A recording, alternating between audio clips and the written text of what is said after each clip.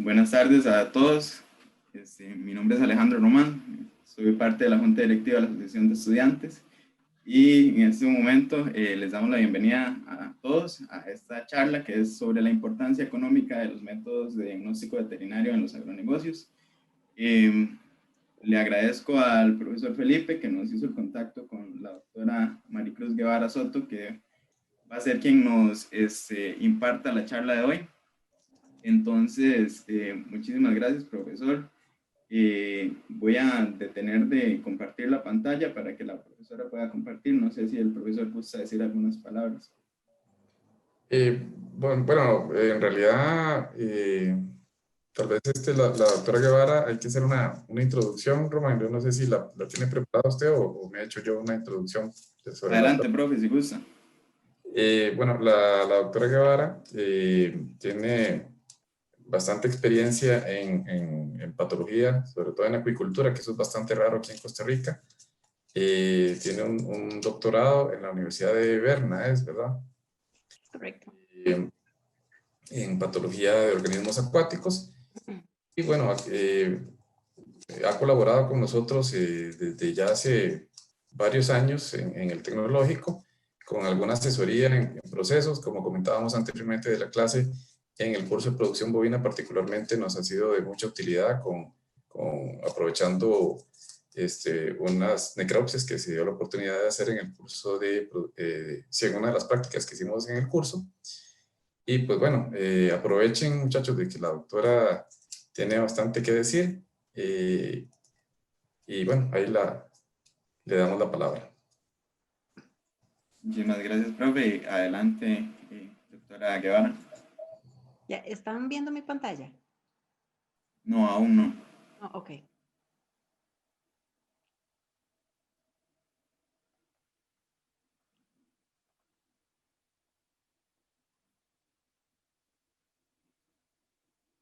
¿Todavía nada o sí?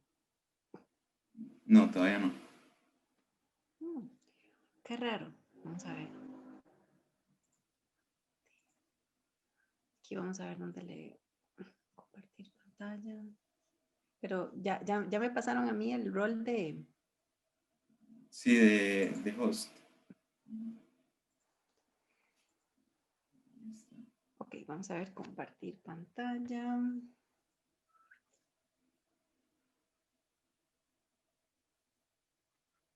Qué raro, porque no veo pantalla. Compartir, vamos a ver si ya lo ven. Ahora sí. Ahí está cargando, sí. Sí, ahí vemos pantalla. Ok. ¿Ya lo ven? Sí. Ok, perfecto. Bueno, muchísimas gracias al profesor Felipe Baquerano, a la asociación también por la invitación. Bueno, básicamente lo que vamos a hablar, bueno, importancia económica de los métodos diagnósticos en medicina, bueno, diagnósticos veterinarios en los agronegocios. Ok, esta charla, muchachos, básicamente es que voy a presentar, bueno, una pequeña introducción. Quiero mostrarles unos casos médicos, ¿verdad?, de importancia con respecto al diagnóstico, ¿verdad?, antibiogramas, zoonosis y resistencia antimicrobiana, ¿verdad? No sé cómo es el rol de Felipe. Pueden, yo no tengo problema si me hacen preguntas mientras se va haciendo la charla o cómo lo hacen ustedes. No, el rol lo establece usted, doctora, como guste, si quiere que le interrumpan de ahí para hacer alguna pregunta puntual o si prefiere las preguntas después. No, se puede interrumpir, no hay ningún problema, porque a veces, si espera hasta el final, a veces pueda que haya alguna, digamos, una intervención que podría ser de utilidad, ¿verdad? Yo no tengo problema, entonces por aquello. Y algunas recomendaciones para ustedes futuros profesionales, ¿verdad? Igualmente, Felipe, vos podés, cualquier pregunta, no hay problema. Sí, bueno, lo único es que tal vez si me dejan grabar para después tener la presentación por ahí para poder postearla. Pero nada más, eso es que me den, pero eso sería. Nosotros lo estamos grabando también, pero adelante, profe. Listo, ok, entonces, bueno, vamos con el primer caso. Bueno, aquí como una pequeña introducción, es importante, bueno, la medicina veterinaria es una rama de la medicina que se encarga del diagnóstico, tratamiento y curación de enfermedades en animales domésticos de producción, silvestres y con el fin de preservar la salud pública. Les pongo diagnóstico porque este es el enfoque de la charla, ¿verdad? Lógicamente, nosotros tenemos toda la parte de tratamiento, curación, ¿verdad? Pero el diagnóstico es clave. ¿Por qué es clave? Porque es una de las cosas en las que siempre es, si se quiere decir de una manera popular, siempre se escatima, o sea, siempre es, trata de ver si le llega algún olor, huele a parvovirus, huele a algo, ¿verdad? Huele a alguna enfermedad y diagnostique la a puros sus 5 sentidos, lo cual es muy complicado, ¿verdad? Entonces, y el ámbito de ustedes, ¿verdad? Al ser de agronegocios, ustedes tienen un amplio espectro de empresas en las que podrían estar, pues, participando. Entonces, hasta en algún centro de producción bueno, no producción, sino en algún refugio de vida silvestre, en los que generalmente entra muchísimo dinero de donaciones, entonces ustedes podrían ser administradores de ese dinero. Sería interesante, porque a veces uno habla con los administradores y ellos no entienden por qué hay que hacerle una biopsia a un mono que acaba de morir con un posible diagnóstico de tuberculosis, que es una enfermedad que se puede transmitir a humanos, ¿verdad? O que nosotros podemos transmitirle también a ellos, ¿verdad? También está la zoonosis, pero está la antroponosis, que es lo que nosotros podemos transmitirle a los animales, ¿verdad? Se satanizan mucho a los animales, que son los que nos contagian, pero nadie habla de que nosotros también somos poco de contagio, ¿verdad? Entonces, ¿por qué es importante invertir en un diagnóstico ¿verdad? Vamos con el primer caso. Entonces, es una lechería ubicada en la zona de Cartago, ¿verdad? Las terneras fallecen por una diarrea severa. Estamos hablando de que lo que me contaron el encargado de la finca tienen 6 meses de mortalidades. Se ha utilizado una gran cantidad de productos desinfectantes. Creo que lo único que les hace falta es prácticamente prenderle fuego a la producción, porque no han tenido ni un solo efecto, ¿verdad? Antidiarreicos es lo que están usando actualmente y lógicamente antibióticos sin tener ni una sola recuperación. Entonces, digamos, el panorama es bastante, digamos, bastante oscuro para esta gente. Entonces, se muere una ternera y cuando se procede a hacer la necropsia, ¿verdad? Se hace el examen, tenía todo el recinto lleno de diarrea, ¿verdad? Una diarrea amarillenta, líquida y un poquito, sí, era extremadamente líquida. No se veían trazas de sangre, pero sí bastante afectada. Entonces, cuando hacemos la necropsia, ahí disculpen si alguno tiene alguna sensibilidad con fotos de la necropsia, pero es algo que ustedes trabajando en sistemas de producción, pues en algún momento van a tener que enfrentarse. Entonces, bueno, aquí tenemos un pulmón para que repasen un poco anatomía. Tenemos un lóbulo pulmonar donde, no sé si logran ver mi cursor sin ningún problema. Ok, perfecto. Estas zonas son esta zona, digamos, del pulmón es una zona que es relativamente normal, ¿verdad? Y la coloración.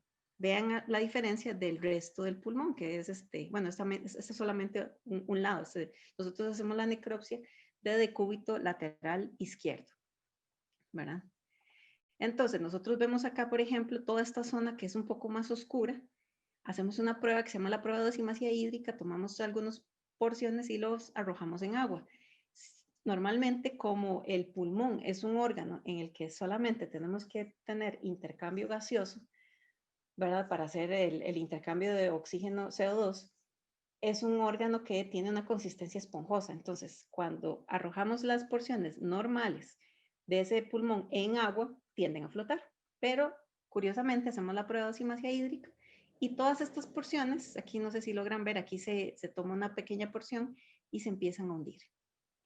Entonces, eso ya nos está dando una orientación de que estamos ante un cuadro de una neumonía, ok, ¿verdad? Pero eso sería la parte respiratoria.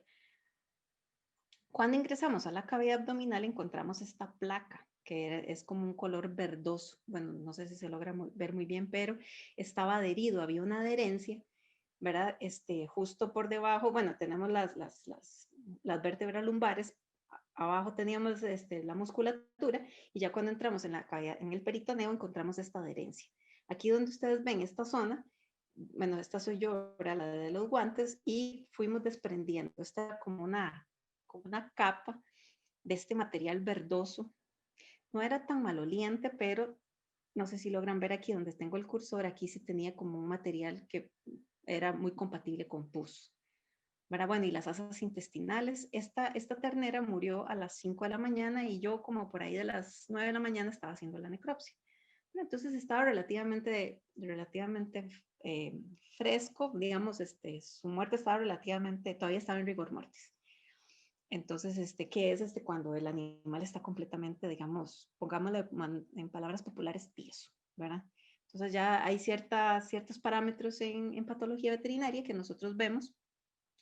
Logramos determinar el tiempo, ¿verdad? del rigor mortis. Entonces, bueno, aquí tenemos esta capa. Tenemos acá, bueno, cuando abrimos tráquea, ya, bueno, primero se hace una vista general y se empiezan a separar por sistemas.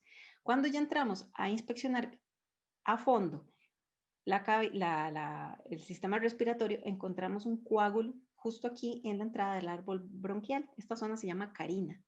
Para las que se llaman carina, pues se llama igual que esta entrada, que es la bifurcación del árbol bronquial. Entonces, vean, tenemos aquí estos coágulos que normalmente esto para nada es normal porque aquí nosotros solamente deberíamos de tener la tráquea es un túbulo de conducción de aire nada más. Y encontramos un poco de congestión y un poco de edema, que edema se va a traducir como espuma. ¿Ok? Tenemos aquí el corazón, ¿verdad? Para los que les gustan los anticuchos, ¿verdad? Que son unos pinchos de corazón, es un plato peruano. Bueno, este sería un anticucho, no, bueno, este corazón no estaría apto para comer, pero aquí tenemos las válvulas cardíacas del ventrículo, si no me engaño, este es el izquierdo, donde tenemos estas zonas rojizas, y eso nos está indicando una endocarditis. Entonces había un problema cardíaco, bueno, pulmonar, cardíaco. Vean que vamos armando la historia. Y generalmente cuando nosotros introducimos la tijera, una válvula normal, nosotros deberíamos de lograr ver la tijera, cosa que no se observa. Además que está engrosada la pared de la válvula. Cuando empezamos a ver la cavidad abdominal, encontramos en el colon todo este material. Bueno, la mucosa, ¿verdad? Vemos, tiene como un aspecto empedrado y completamente líquido, ¿verdad? Tenemos aquí los linfonodos, ¿verdad? Recuerden que los linfonodos, para que recuerden un poco anatomía, ¿verdad? Linfonodos pertenece al sistema linfático que recoge linfa y ¿cómo se llama? Es indicativo cuando está reactivo de que hay algún problema en el organismo. Por ejemplo, cuando ustedes tienen, lo más común es cuando ustedes tienen algún problema en garganta, que tienen una amigdalitis, ¿verdad? Van a sentir unos nódulos a nivel de cuello y con dolor, ¿verdad? Entonces, linfadenitis. Aquí tenemos unas lesiones, ni siquiera se logra determinar la región cortical ni la medular, sino que se ve completamente rojizo y con un aspecto brillante que nos está indicando edema. ¿Ok? Aquí tenemos el abomazo. El abomazo estaba con alrededor, pongámosle así para ponerle una cantidad, como unos 6 litros de líquido verdoso, todo el abomazo. Estas zonas, por ejemplo, bueno, estaba súper rojizo, crepitaba, fatal. Y había como, recuerden, donde nosotros nos vimos esta zona que estaba acá, esto estaba haciendo como un estrangulamiento de las vísceras y la ternera tenía 2 días de no defecar. De hecho, que el encargado de la finca dice, pucha, esa entidad Rey, ¿cómo funcionó? Porque esta muchacha tenía 2 días de no defecar, así nos dijo. Cuando le enseñamos el abomazo y salió esa cantidad digamos, de contenido estomacal, yo le dije, esa es la respuesta para la que su ternera no estaba defecando. Entonces tenía como una especie de torsión también que lo estaba haciendo. El problema había sido básicamente esa torsión y esa, digamos, esa lesión que tenía. El cerebro, entonces tenemos en bovinos es muy importante siempre hacer, aunque no haya diagnóstico o sospecha de algo nervioso, siempre es bueno hacer una necropsia para examinar el cerebro. Entonces, en el cerebro aquí vamos a encontrar estos vasos sanguíneos muy, muy prominentes. Es normal porque ellos tienen, se requiere de una buena irrigación, pero está muy, muy prominentes. Además de que se ve un poquito brillante, que nos podría indicar edema. El intestino estaba completamente hemorrágico, ¿verdad? Todo esto que ustedes ven normalmente debería ser un color como un beige. Vean lo rojizo que se ve. Entonces estamos ante un cuadro de una enteritis. Claro que eso ya no lo habían dicho los señores el encargado. ¿Ok? Entonces se proceden a tomar muestras para, bueno, no hay, la lechería no tiene historia de cultivos, antibiogramas, nada. Ellos, van básicamente tiene ese problema, se le da esto, punto.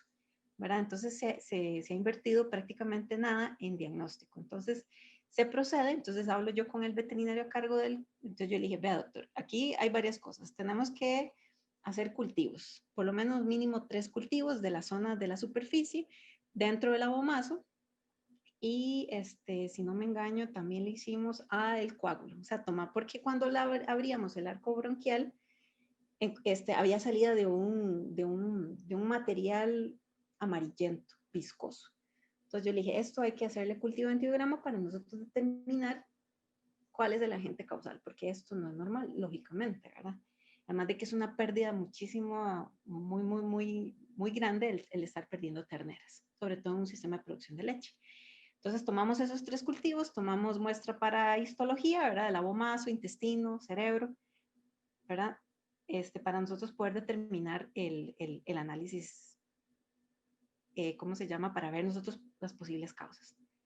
Porque podríamos tener una infección secundaria, podría ser viral con una infección secundaria de bacterias, que son bacterias oportunistas que nos van a llevar al problema bacteriano, pero igualmente tenemos que saberlo, ¿verdad?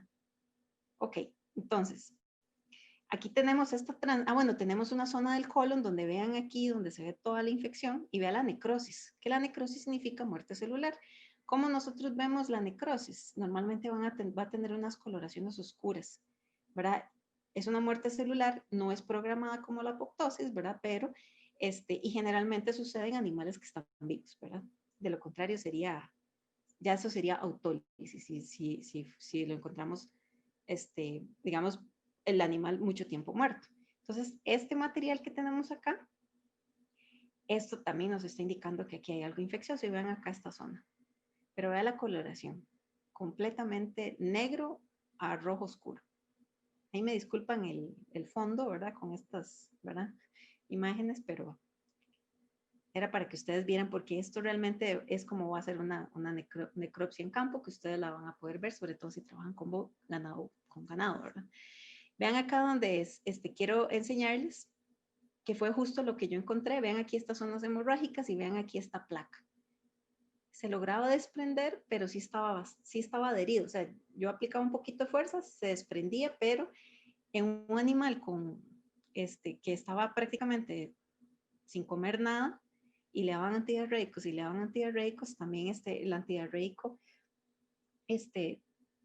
¿cómo se llama? En este tipo de animales también puede ser contraproducente, pero por eso es importante tener un diagnóstico, ¿verdad? No es aplicar medicamentos como, ¿verdad? Porque se me antoja o porque me parece que estaría bien hacerlo, ¿verdad? Entonces, acá tomamos una muestra, ¿verdad? Justo cuando empezamos a exponer esta lesión, tomamos un hisopo estéril con un medio de transporte y tomamos muestra de ahí, tomamos muestra del pulmón y tomamos muestra de esta zona. Justo cuando abrimos, tomamos muestra de esto.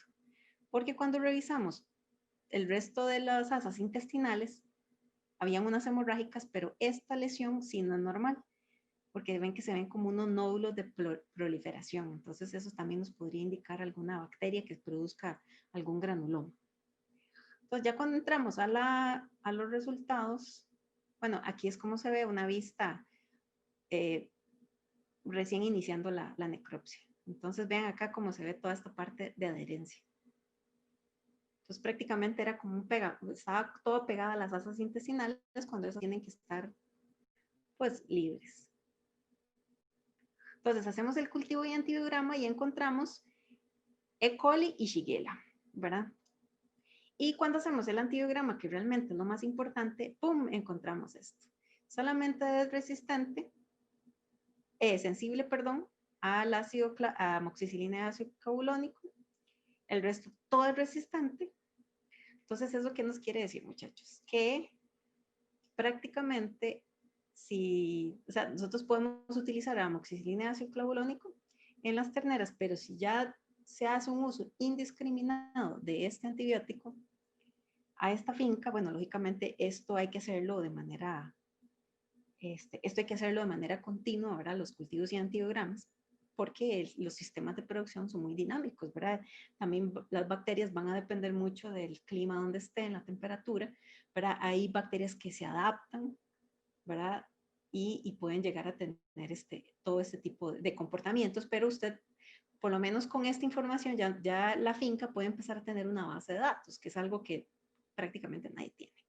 Pero al menos podemos decirle, lastimosamente el doctor se estuvo bastante preocupado por este resultado, todo resistente. Y prácticamente enrofloxacina es una de las que más se usa, oxitetracyclina también, digamos, y escogimos todos los antibióticos que estaban en el mercado en Costa Rica, inyectables, porque esa es la forma más común de utilizar digamos, en ganado. Entonces, este es el hisopado del intestino, la mucosa del intestino. Luego vamos con el otro.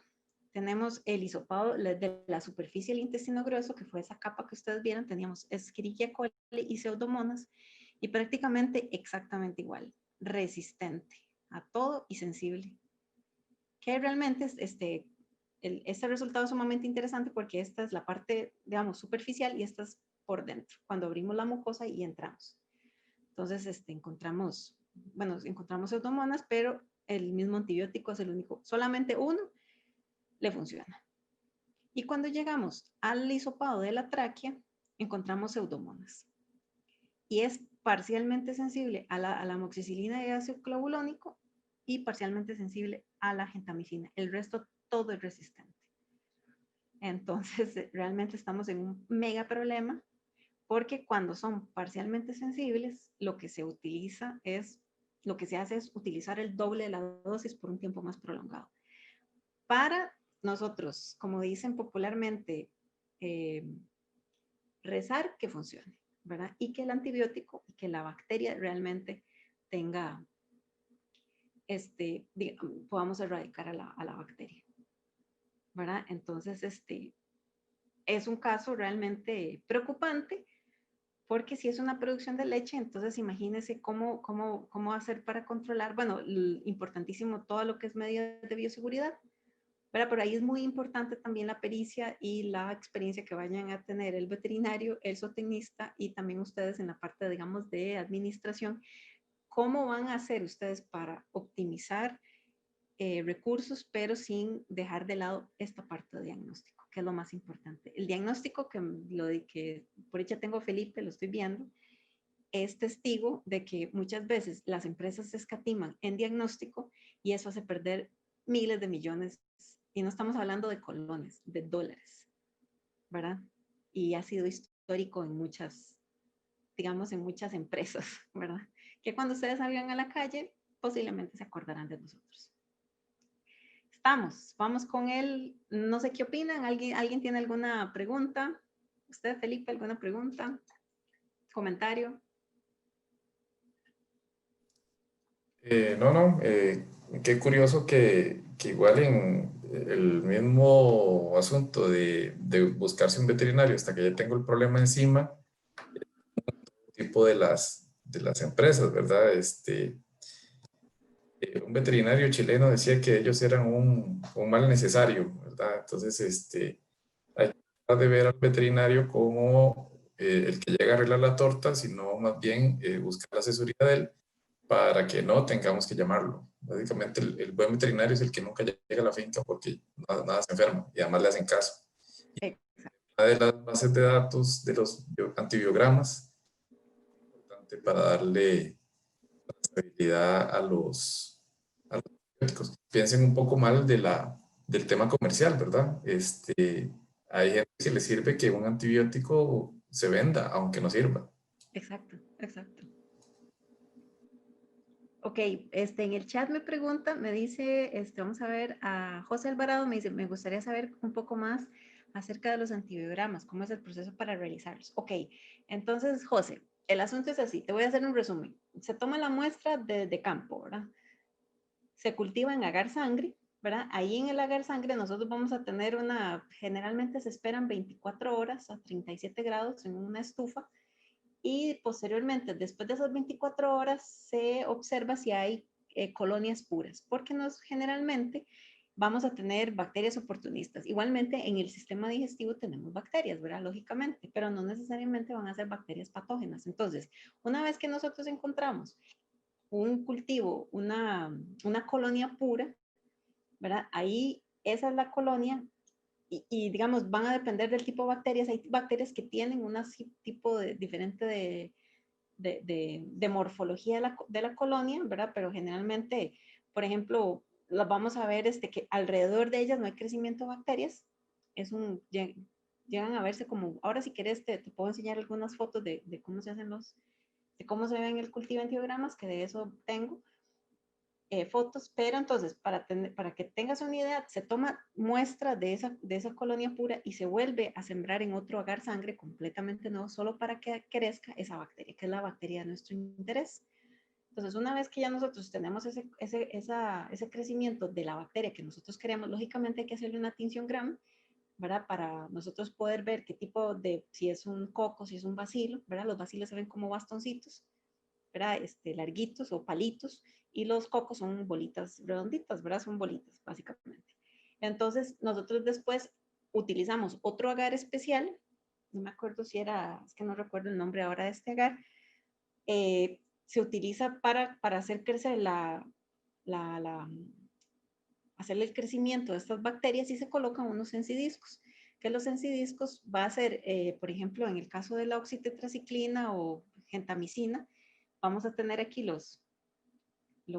¿cómo se llama? Los antibióticos, y cuando se pone el antibiótico sobre ese cultivo, digamos, sobre esa cantidad de bacterias, va a haber un halo de crecimiento, digamos, un halo de eliminación de bacterias. Dependiendo de ese halo, así se va a determinar si es sensible o es, creo que voy a ver si encuentro espérate para ver si no, vamos a ver, cultivo antibiograma. Es que si no lo enseño ya se me va a olvidar. Vamos a ver. Antiguos trabajos, vamos a ver.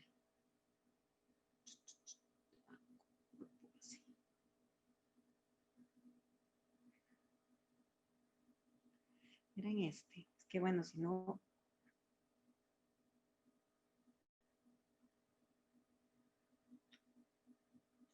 Vamos a ver si yo tenía aquí en algunos de estos, es que es para mostrarlo, porque a veces si uno no lo ve, queda complicado. Vamos a ver si no dura mucho, si no, continuamos.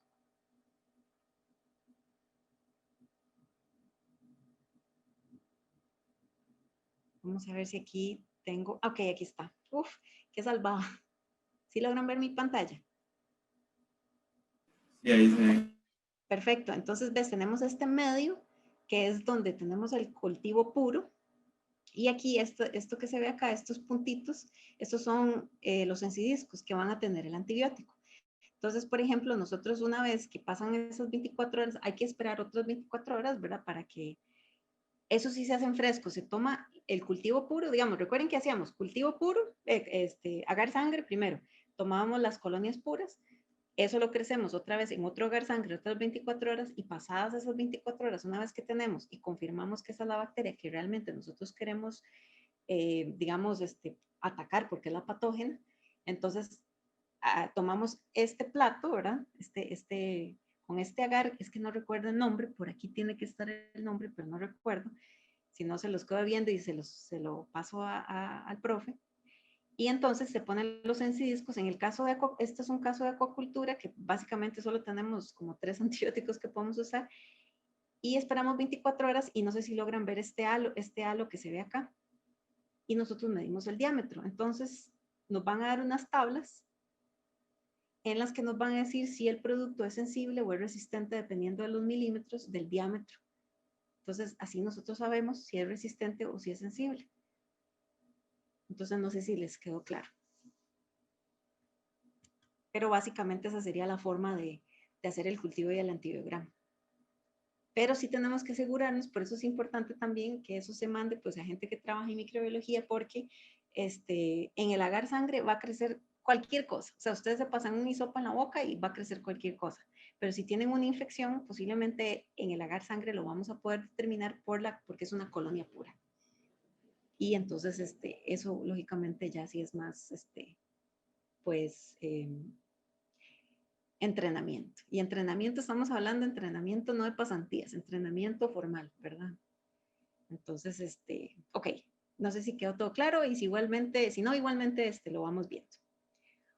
Ok, entonces resistencia antimicrobiana, bueno, eso no lo puse, pero al final les voy a enseñar algunas informaciones de lo que está publicado y de lo que se está tratando de hacer tanto en el mundo como en Costa Rica para poder determinar todo lo que es la parte de resistencia antimicrobiana. ¿Verdad? Se dice que para el año 2050, la OMS estima que la gente se va a morir por resistencia antimicrobiana y no por otro tipo de enfermedad. Pero eso lo vamos a ver al puro final para que vean otros detalles sobre la resistencia antimicrobiana. Vamos con el caso número 2, porque este también tiene que ver con permiso, doctora. Hay otra pregunta en el chat de Wayne Elizondo que dice: una consulta, ¿esos resultados de resistencia son así siempre o se pueden asociar a prácticas de manejo irregulares en la administración del antibiótico específicamente en esa finca? ¿Cómo fue su experiencia en ese caso? Bueno, es que realmente, bueno, no me dijeron cuáles eran los antibióticos que usaban. Sí me dijo el señor que los que han usado de todo, ¿verdad? Entonces, de todo, yo me imagino que casi que las agroveterinarias de Dos Pinos o de cualquier otra empresa que venda antibióticos, posiblemente todo eso se lo han aplicado, ¿verdad? Entonces, por historia, solamente tengo esa información, ¿verdad? Entonces, lo que pasa es que también el veterinario que me llamó es el veterinario de emergencias, no es el veterinario oficial. Entonces, él también desconoce, digamos, tiene información o sea, no tiene información clave que nos podría indicar, ¿verdad? No sé si respondo a la pregunta. Vamos a ver, vamos a fijarme aquí un momentito. Alejandra, ahí si me ayudas, si le quedó claro a tu compañero.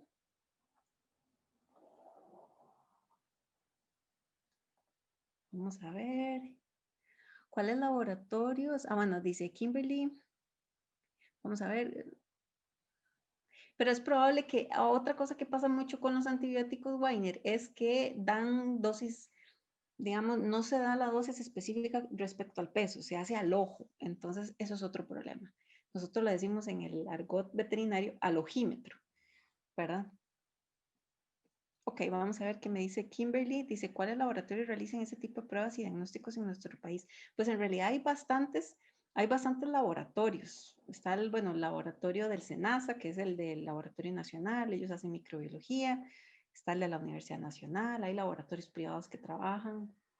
Hay dos laboratorios digamos que los propietarios son médicos veterinarios y ellos dan ese servicio también. Entonces, a veces algunos microbiólogos dan ese servicio, pero por ejemplo, hay laboratorios que son ya más tipo cadenas, que ellos no reciben nada de animal porque tienen certificaciones para trabajar solamente con especímenes humanos.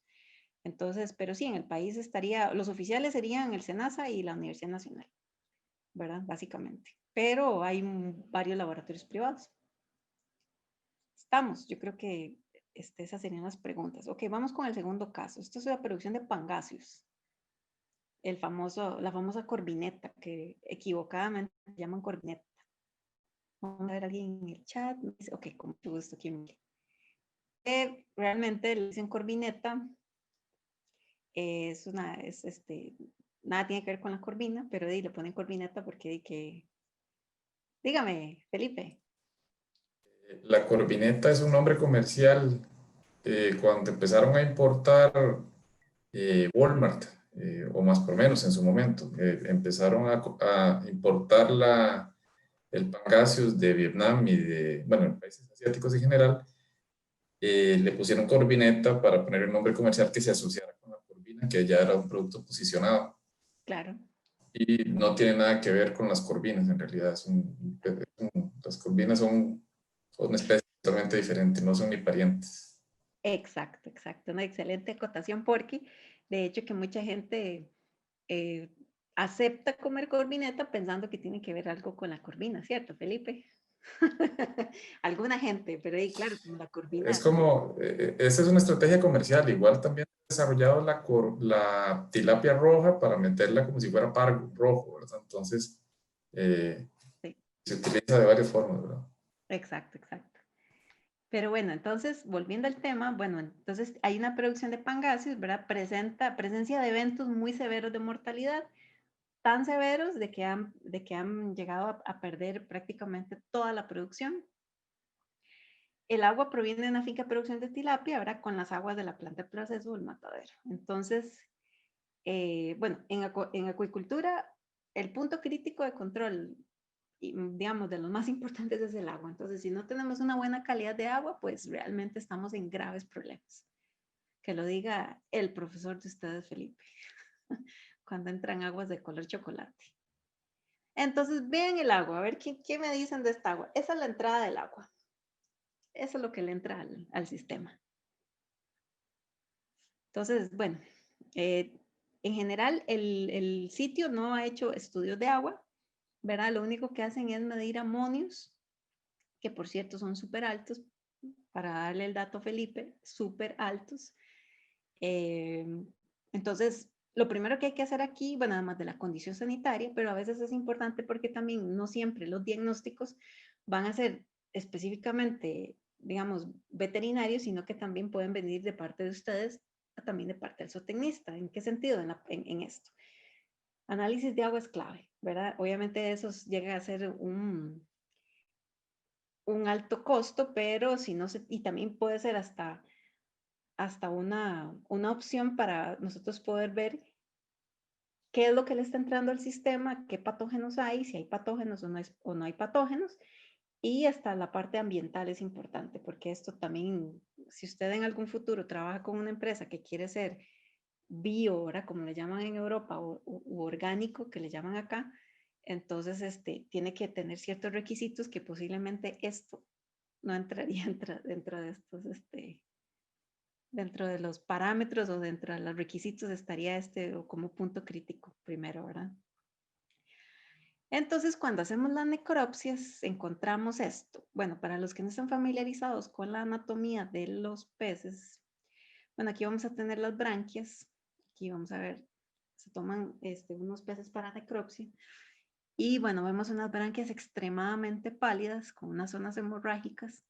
La cavidad celómica, recuerden que en animales, bueno, en peces no se les llama abdomen porque ellos no están separados por diafragma, ¿verdad? Entonces se le llama cavidad celómica, aunque ustedes vayan a leer en artículos que les llama cavidad abdominal, pero oficialmente el nombre correcto es cavidad celómica.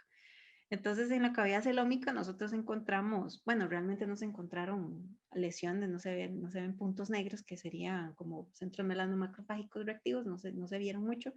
Lo que más me llamó la atención de las muestras que tomamos, si tomamos muestras dirigidas, ¿qué quiere decir eso? Peces que están moribundos, que estaban en la superficie, como quien dice, boqueando, ¿verdad? Hacemos la revisión, hacemos otro pececillo donde encontramos, bueno, aquí la foto queda un poco desenfocada, pero para que ustedes tengan una idea de cómo se tiene que ver, normalmente una branquia tiene que ser un color cereza, más o menos. Bueno, es un color relativamente vivo y ven que acá, y eso es un animal que estaba vivo todavía. Aquí hicimos un corte porque no teníamos anestesia para eutanasia y entonces aquí cortamos para que ya deja de tener sensibilidad y encontramos aquí las branquias. En la cavidad celómica realmente no estaba tan afectada. El hígado, ya cuando vemos la histología, el hígado, el vaso, el riñón estaban relativamente bien, pero el punto, digamos, el órgano que estaba más afectado era las branquias. Entonces, aquí tenemos una, bueno, aquí tenemos un PI, yo no sé si voy a bajarle ahí. Aquí tenemos un parásito que está dando aquí vueltas. Hacemos un examen en fresco, hacemos un raspado. Y cuando nosotros hacemos el raspado, eso es un raspado en piel, nosotros agarramos como una hoja de bisturí, raspamos la piel y lo colocamos sobre un portaobjetos y lo vemos directo al microscopio.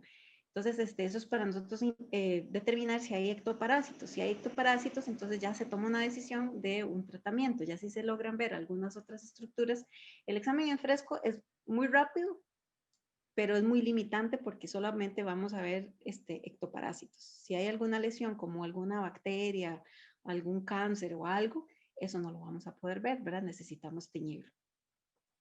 Cuando hacemos la histopatología, quiero que vean esta imagen primero.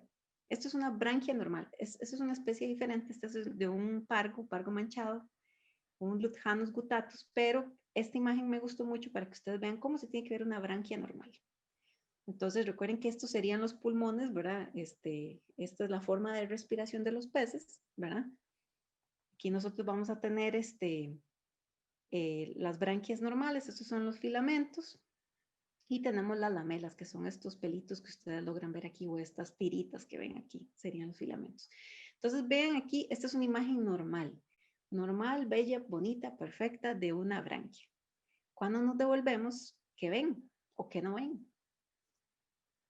A ver si alguien se atreve a decirme algo. Cero estrés. No les estoy pidiendo diagnósticos histopatológicos, pero la primera pregunta es, ¿ven algo diferente? ¿Sí o no? Esa es si alguien quiere decir algo en el chat, no sé. Al menos que alguien me diga algo, ¿ven algo diferente? ¿Sí o no? Entre estas dos branquias. Son especies No diferentes. se distinguen. Nosotros deberíamos de, digamos, los filamentos, los arcos branquiales en todas las especies pues van a tener una arquitectura relativamente similar. Entonces, espero que hayan Sí, visto. que no hay división como de los filamentos, tal vez. Vamos a ver aquí estos filamentos. Están completamente, bueno, hay fusión lamelar, ¿verdad? Es tanta la inflamación que realmente de este pobre animal, yo no sé ni cómo estaba vivo. Aquí tenemos unos parásitos que están no identificados, estamos tratando de determinar qué tipo, si son realmente patógenos o si son oportunistas, pero vean aquí, bueno, aquí vamos a tener cartílagos, esto es un cartílago normal, y vamos a tener aquí los filamentos. Entonces, cuando se hace la respiración en los peces, toda esta zona, ¿verdad? Cuando entra el agua, vamos a tener la entrada de oxígeno, ¿verdad? Entonces, si este es el órgano blanco para la respiración, ¿cómo creen que esos animales estaban respirando? ¿Verdad? Prácticamente yo no sé también con ese tipo de lesiones cómo es que estaban vivos en realidad, porque es tanta la fusión lamelar, tanta la inflamación que se pierde prácticamente completamente la arquitectura. ¿Verdad? Aquí tenemos el parásito, ¿verdad? Y aquí tenemos, bueno, aquí todo esto que se ve acá, que lo están viendo en el cursor, son eritrocitos. Aquí tenemos otra estructura, ¿verdad? Tenemos otras que podrían ser patógenas o no. En esas estamos haciendo unas tinciones especiales que todavía no me las han dado para ver si son algún hongo, un grócot, para hacerle... pero igualmente con esas aguas que tienen, ya vieron la entrada, es complicado también determinar si nosotros, si realmente tenemos un patógeno o si estos son oportunistas. Pero bueno, al fin de cuentas, patógeno o no, las branquias están hechas una desgracia. Vean acá cómo se ve, completamente fusionadas. Si nosotros la comparamos con esta imagen versus esta imagen, pues ya por lo menos no hay que ser histopatólogo para que ustedes digan, sí, aquí hay una lesión. Entonces, cuando nosotros hacemos, entonces vemos estas lesiones tan relativamente feas, pero lo primero que le decimos al señor, al dueño de la finca es, bueno, lo primero que tiene que ver ustedes es esta calidad de aguas, ¿verdad? Ellos tenían varias hipótesis, ¿verdad? De que era un gusano el que le transmitía la enfermedad. Primero no saben qué enfermedad es y eso es lo que nosotros también tenemos que determinar. Que tenían varios ectoparásitos que ellos sospechaban, ¿verdad? Vamos a ver, profe, creo que le bajó el volumen. Ah, sí. ¿Sí me escuchan? Ok, perdón. Yo creo que no escucho a los compañeros cuando le comentaron más bien. Ah, no, no escuché nada. ¿Qué me dijeron? Cuénteme. No, lo que usted dijo de que, que se veían, no se distinguían los filamentos que nos mostró. Ah, perfecto, perfecto, excelente. Perdón ahí por lo del volumen. Ok, entonces para retomar, entonces nosotros le dijimos al señor, ok, podemos tener, puede que esta finca tenga un problema sanitario, sí, pero hay que controlar primero el problema del agua. Ellos tenían varias sospechas diagnósticas de que era un gusano, un hematófago, que cuando lo encuentran en los tanques, ellos se mueren todos los animales. Luego que tenían uno que le decían la pulga, que era como parece como bueno, como un escarabajillo raro. O sea, yo realmente esos animales no los había, esos microorganismos no los había visto, pero ellos son los culpables. Entonces, ¿qué hicimos? ¿Verdad? Yo quería hacerles histología, pero yo dije, antes de histología, pienso que es mejor hacerle microbiología, a ver si ellos son los que transmiten, si están transmitiendo algo o si no. ¿Verdad? Idealmente también, lógicamente, un PCR hubiese sido mejor porque hay una enfermedad, por ejemplo, en tilapias que se llama el Streptococcus agalacti, que hay estudios coreanos, ¿verdad? Ya ellos tuvieron digamos, la paciencia de agarrar los girodáctilos, que son unos monogeneos, tomar uno por uno, hacer un macerado PCR y encontraron que el girodáctilos es el que transmite. Es uno de los parásitos que transmite el streptococosis en tilapias, por ejemplo. Entonces, lógicamente, eso es algo que uno dice, bueno, qué chido nosotros poder hacer eso en este sistema de producción, pero primero hay que eliminar cosas más básicas, ¿verdad? Lógicamente, si por mí fuera PCR, hibridación in situ, secuenciación, pero hay cuestiones monetarias que también uno tiene que equilibrar. Eso es algo que ustedes tienen que aprender. O sea, ¿a qué le damos prioridad, verdad? Entonces, eso es importante ustedes como profesionales, ¿verdad? Podemos hacerle miles de estudios. Esta finca es para hacer hasta microscopía electrónica, esos bichos, si usted quiere, pero ¿serán relevantes o no serán relevantes? Entonces, tomamos muestra de estos animales, del gusano, tomamos muestra también del agua, ¿verdad? Para hacerle microbiología. Realmente nos iba a crecer de todo, nosotros sabíamos, pero yo quería también saber si teníamos algún patógeno feo, ¿verdad? Vamos a ver si... Ok, encontramos aquí agua entrada a la finca, encontramos E. coli y salmonella. Lastimosamente para nosotros en acuacultura o en acuicultura, solo hay 2 antibióticos que se pueden utilizar, florfenicol y oxitetraciclina. Se pueden usar más, pero se pueden usar extra etiqueta y es un tortón si ustedes lo utilizan, digamos, si se hace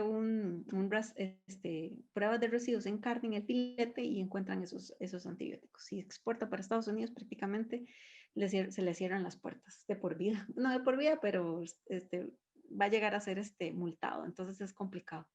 Entonces tenemos aquí, tenemos estos 2 patógenos. Sí está reportado salmonelosis. Escherichia coli me parece que es un poco más ambiental, pero igualmente hay que tenerle, digamos, hay que tenerla en vista. Creo que vamos a ver aquí. Ok, ahorita les enseño. Tenemos larvas. Las larvas también encontraron una gran mortalidad. En las larvas encontraron Escherichia coli, Salmonella y Staphylococcus. Y vean que para las larvas, parcialmente sensible. Quiere decir que habría que duplicar la dosis y duplicar por lo menos la cantidad de días que estas larvas tuvieran contacto con el antibiótico, que realmente tampoco es como no sería lo más indicado, pero bueno. Y luego tenemos el tercer cultivo, ¿qué se me hizo? Solo le hemos hecho, no, le hicimos 5, pero creo que todo salió parecido, ¿verdad? Pero creo que los otros 3, todo resistente, ni un solo antibiótico funcionaba. Entonces, aquí venía, por ejemplo, esta imagen del cultivo y antibiograma. Esto es una publicación de La Nación, así lo más, como dicen, burdo, ¿verdad? De La Nación, pero vean que fue el 21 de julio del 2019. Mal uso de antibióticos abre las puertas a los biogérmenes, supergérmenes. Esto es un gran problema porque, por ejemplo, lo que son bacterias nosocomiales, ¿verdad? Las que son las bacterias que están dentro de los hospitales, se le llaman superbacterias, y estas superbacterias son las que han hecho que algunos pacientes, ¿verdad? No todos, pero que algunos pacientes mueran porque no hay ni un solo antibiótico que les pueda hacer este efecto para poder combatir el patógeno. Y el problema de las bacterias es que las bacterias entran y hacen una septicemia. ¿Qué quiere decir eso? Que es un viaje de las bacterias vía sanguínea y se van implantando en diferentes órganos y van a producir una gran cantidad de daños. Vasculitis, pueden producir, bueno, si hacen una vasculitis es un problema muy, muy grave, dependiendo de la ubicación donde estén, que van a producir inflamación, edema. Bueno, la inflamación va a producir daño celular. El daño celular va a hacer que el líquido intersticial, no, intracelular salga al exterior y provoque reacción inflamatoria. La reacción inflamatoria va a traer neutrófilos. Los neutrófilos, posteriormente, si las bacterias son anaerobias, van a llegar a producir pus. Entonces, si ese pus revienta en la cavidad abdominal, se produce una peritonitis y chao a el ser vivo que esté con esa bacteria. Porque no va a haber antibiótico que lo va ya a poder, digamos, erradicar. Aquí tenemos una oficialización y declaratoria de interés público y nacional del Plan de Acción Nacional de Lucha contra la Resistencia a los Antimicrobianos Costa Rica 2018-2025. Esto es del Ministerio de Salud. Esto es para que ustedes tengan una idea de, este es el decreto 41385-S, o sí, -S, para que ustedes vean que eso es una cuestión de nivel nacional y nivel mundial. La OIE, que es la Organización Internacional de Epizootias, es la Organización Mundial de la Salud para nosotros los veterinarios. Se está tratando de hacer un montón de foros y un montón de charlas para poder tratar de erradicar, no erradicar, la palabra realmente no es la correcta, es como para tratar de minimizar el uso de antibióticos, que realmente ya estamos un poco tarde para eso, ¿verdad? Porque, por ejemplo, algo así muy, muy simple de la producción de salmones en Chile versus la producción de salmones en Noruega, bueno, estamos de acuerdo que estamos hablando de dos lugares con climas muy diferentes, pero, por ejemplo, Noruega ha logrado tener digamos, una producción muchísimo más productivamente y hasta la misma parte de economía más eficiente que los chilenos, porque los chilenos se han dedicado por muchos años a aplicar antibióticos, ¿verdad?, de manera indiscriminada, mientras que los noruegos han podido controlarlo con vacunas. Estamos de acuerdo. Chile y Noruega no tienen las mismas enfermedades de sus salmones, pero los noruegos han ido un poco más adelante y han invertido, pero no han gastado, han invertido más en vacunas, que a posteriori han podido ver una mayor ganancia. Entonces, las empresas también llegan a reclamar muchísimo por programas de vacunación, que las vacunas son muy caras, pero son caras al inicio, pero al final de cuentas, ustedes que son los especialistas en números, verán que al final de cuentas realmente no es algo, no va a salir tan caro como lo caro le va a salir que se le mueran todos los salmones y que no siquiera los puedan poner en el mercado, ¿verdad? Entonces, esto es una gran problemática. Es importante que ustedes desde ya como futuros profesionales van a tener miles de problemas con los veterinarios, porque yo soy veterinaria, pero o sea, tengo colegas que para todo mandan antibióticos sin hacer cultivo de antibiograma. Se está tratando de volver a educarlos, porque ya hay unos que tienen muy malas mañas, que llega, es más, hasta un perro tiene un problema de piel, pon antibiótico. Entonces he tenido algunas, no son discusiones, pero algunas intercambios de ideas con algunos colegas que yo les digo, ¿para qué mando antibióticos si no sabe cuál es la bacteria? ¿Verdad? Y son 15 días del animal con un antibiótico y no pasa absolutamente nada, porque posiblemente el antibiótico sea resistente a la bacteria que tenga el animal. Entonces ya perdemos 15 días y 15 días de que el animal estuvo ingiriendo ese medicamento y no pasó nada. Entonces, eso es muy importante tener en cuenta, ¿verdad? Entonces, la importancia del cultivo de antibiograma. Dura su tiempo porque son más o menos podría ser una semana, pero yo prefiero esperar una semana y tener un resultado certero a que empezar a aplicar medicamentos sin sentido, simplemente porque me olió ay, huele a pseudomonas, entonces pongámosle tal antibiótico, ¿verdad? No sé si tienen alguna pregunta para ir al tercer caso. ¿Alguna pregunta? Ah, ok, alguien tiene una pregunta. Vamos a ver. Dice, ¿dónde puedo realizar los análisis de agua y qué rubros debería considerar como primordiales? Bueno, análisis de agua es que está el laboratorio. Yo creo que la Nacional también tiene, ¿verdad, Felipe? Laboratorio de calidad de aguas. Sí, el agua tiene la particularidad de que mucho se hace con kits rápidos, así como los de pecera. Exacto, exacto. Existen pero eso, digamos, no le va a servir de mucho como para ganar un pleito legal. Ah, sí, no. No, por eso es que necesita análisis. Entonces, existen laboratorios privados que yo recuerdo, el Lambda. Después están, digamos, los que son más o menos públicos, el de la Universidad Nacional, que puede ser calidad de aguas. Aquí en el Sequiatec se puede hacer análisis de ciertos parámetros de calidad de aguas. Y también hay que saber qué es lo que van a medir, ¿verdad?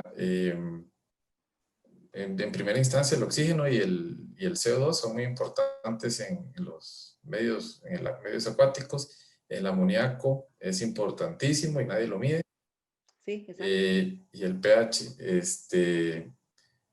bueno, y la temperatura, pero digamos, esos son unos que se pueden medir relativamente rápido en campo, pero si uno quiere un análisis más cercano, digamos, de lo que debería estar monitoreando cargas bacteriales, por ejemplo.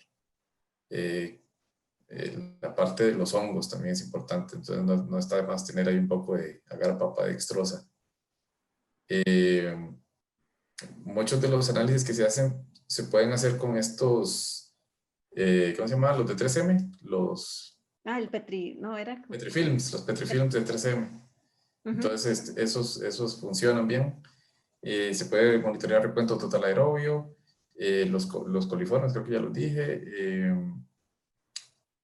Y bueno, dependiendo qué tan específico quiera meterse en el análisis, ¿verdad? También están los análisis de la turbidez o la turbidez más detallada, con los sólidos suspendidos, los sólidos sedimentables, los sólidos...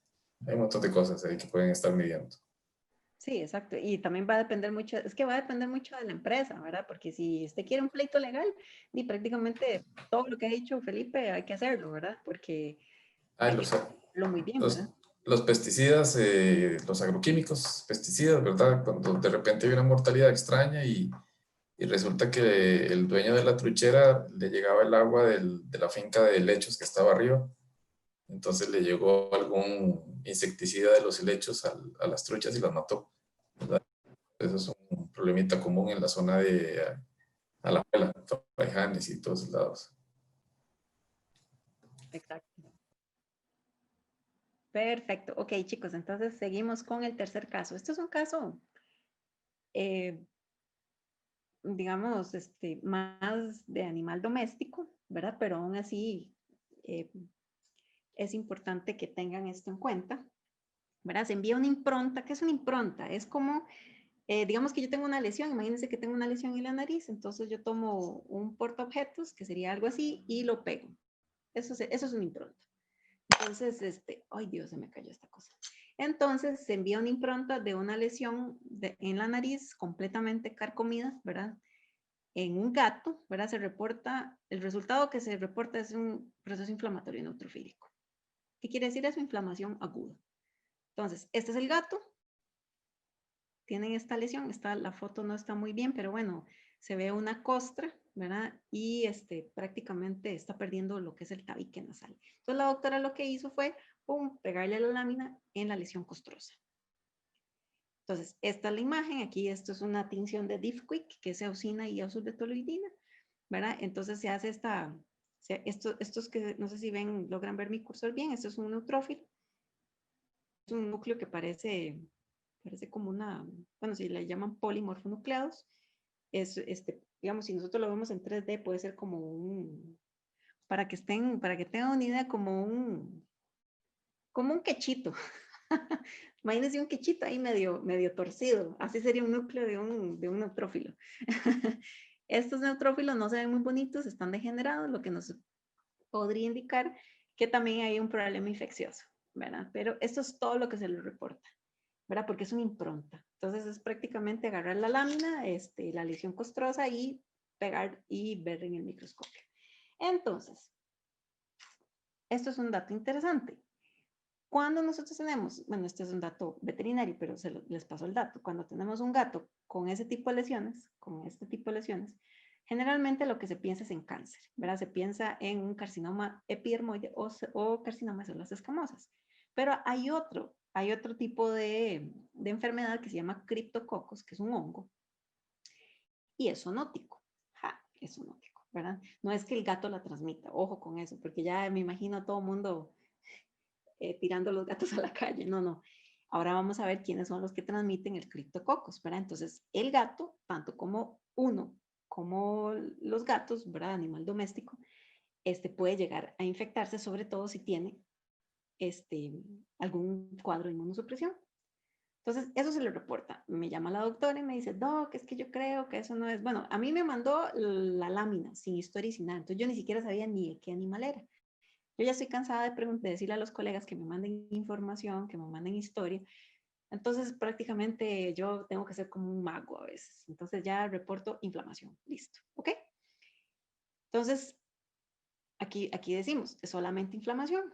Ya cuando ella me llama y me manda la lesión y yo le dije, no, doctora, ya con la foto y con la historia que usted me está contando, la historia es otra. Aquí lo que tenemos que hacer es, de mi recomendación, es una biopsia, para que es agarrar un pedacito de tejido, colocarlo en formalina y eso hacerle un proceso para nosotros posteriormente tener, digamos, un tejidito. Pero es que no se ve. Voy a enseñarles un vaso, para ver aquí. Por ejemplo, tienen que verse, tengo que ponerles un fondo blanco. Tienen que ver algo así. Esto es una lámina y esto que ven aquí, esto es el tejido. Está cortado a 4 micras, ¿verdad? Súper delgado, para que tengan una idea. Y entonces, solo así yo le puedo decir si esto es una neoplasia o si es un hongo, o si es un criptococos, ¿ok? Entonces,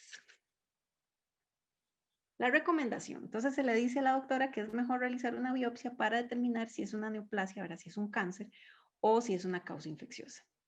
La gente generalmente dice, otra cosa que hacen es cáncer, démosle quimioterapia. Aunque ustedes no lo crean, hay muchos animales que están sometidos a quimioterapia y a veces se someten a quimioterapia sin un diagnóstico certero. Entonces, hay varias posibilidades. Las más comunes sería un carcinoma de células escamosas, que este sería el corte histológico. Entonces, son células de piel que infiltran la dermis. Y esto que ustedes ven aquí, estos son células feas. Son células neoplásicas. Y están infiltrando la dermis, que quiere decir que está penetrando el cáncer. Alguien levantó la mano. Vamos a ver quién me dice. Ok, dicen que en la Escuela de Biotecnología también pueden hacer de aguas. Perfecto. Ok, entonces tenemos esta es una de las opciones. No es el caso del gato, ojo con eso, no es el caso del gato, pero eso es un ejemplo, porque al gato no se le ha hecho todavía biopsia. ¿Qué tan fácil es aplicar quimio? No es costoso. Hay quimio que se le da oral, quimio que se le da endovenosa, o también está la criocirugía, que también es una opción, y está la electroquimioterapia, que con conducción eléctrica se hace que cuando se aplica la quimio, el medicamento vaya directamente hacia la lesión. Entonces, esa es una opción. Entonces, por ejemplo, tenemos acá este tumor, ¿verdad? Que es el carcinoma de células escamosas, pero que correctamente se le debería llamar carcinoma epidermoide, porque viene de las células epiteliales. O tenemos esto que ustedes ven aquí, esto es una tinción PAS, que es un ácido periódico de Schiff, que es para ver hongos. Entonces, esto que estoy señalando en el cursor, estos son honguitos, estos son criptococos. Generalmente son criptococos neoformans, ¿verdad? Entonces, igual, hacen la misma lesión, carcomen todas digamos, las fosas nasales y a veces los gatos quedan así como el estilo Voldemort, para los que les gusta Harry Potter, quedan así completamente sin nariz. Entonces, tenemos esas dos opciones. Entonces, ¿por qué es importante el criptococos? ¿Por qué les puse este caso? Todavía no sabemos qué tiene el gato porque la doctora creo que la otra semana va a tomar la biopsia. Pero entonces ven, el gato ha estado, eso fue hace una semana que me mandó la citología. Estamos hablando de que ya tenemos 2 semanas. 2 semanas en las que el gato no ha tenido un buen diagnóstico porque se tomó la decisión de hacer un diagnóstico, de tomar una muestra que no es representativa de lo que realmente tiene el gato. Entonces, eso es otra cosa que ustedes tienen también como profesionales, preguntarle al veterinario, preguntarle aquí, bueno, al que tenga un responsable, o sea, ¿qué es lo más prioritario? ¿Qué es lo que nos va a dar más información, aunque sea más costoso? Porque en este caso, la dueña tuvo que pagar la citología y tiene que pagar biopsia, ¿verdad? Cuando pudo haber pagado solamente la biopsia y ya tener el resultado.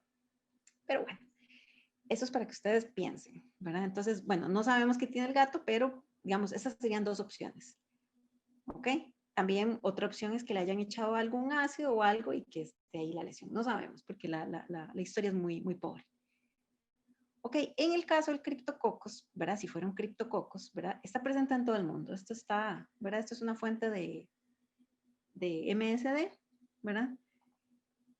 Y se adquiere por inhalación del polvo del suelo contaminado con excrementos de aves, especial de palomas. Entonces es probable que este gato, bueno, si el gato llega a tener criptococos, ¿verdad? Si fuera criptococosis, esta fue una de las causas por inhalación. Pacientes inmunocompetentes, la infección es generalmente asintomática y autolimitada. ¿Qué significa eso? No vamos a tener síntomas. Autolimitada es que ella misma va a poder curarse si la persona o el animal, su sistema inmunológico llega a ser competente nuevamente, ¿verdad? En pacientes inmunocomprometidos, el criptococos puede diseminarse a muchos sitios, generalmente el cerebro, produciendo la meningocriptococosis y bueno, las meninges, que son las membranas que protegen el encéfalo, y la piel. Entonces, ¿cómo se diagnostica? Mediante cultivo, tinciones o pruebas de antígeno criptocócico en suero y líquido cefalorraquídeo. Nosotros realmente en veterinaria tenemos la opción de poder hacer una tinción de ácido periódico de Schiff, que nosotros vamos a tener estas coloraciones. Ven que aquí hay una coloración un poquito más morada y esta es un poquito más rosadita. Aquí donde nosotros logramos observar el hongo, ¿verdad? Esta zona es muy característica del criptococos. Eso es un criptococos clásico, este que está acá. Lógicamente también pues, el ojo experto, ¿verdad? Porque si no, pues se puede pasar de largo. Entonces, para la enfermedad pulmonar localizada, administrar fluconazol, ¿verdad? Que es un antifúngico. Y para la meningitis u otras infecciones graves, utilizar anfotericina B con o sin flucitocina, seguida de fluconazol. Vean las lesiones que pueden ocurrir en humanos. Tenemos estas lesiones, ¿verdad?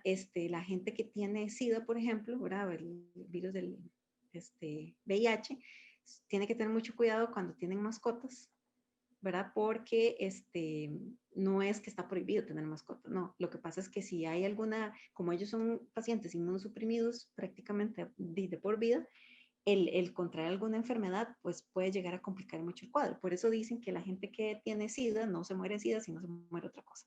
Pero generalmente eso sucede porque el sistema inmunológico no es capaz de reconocer el patógeno, ¿verdad? Entonces es ahí donde entran otras bacterias u hongos, que son los que nos van a dar ¿cómo es que se llama?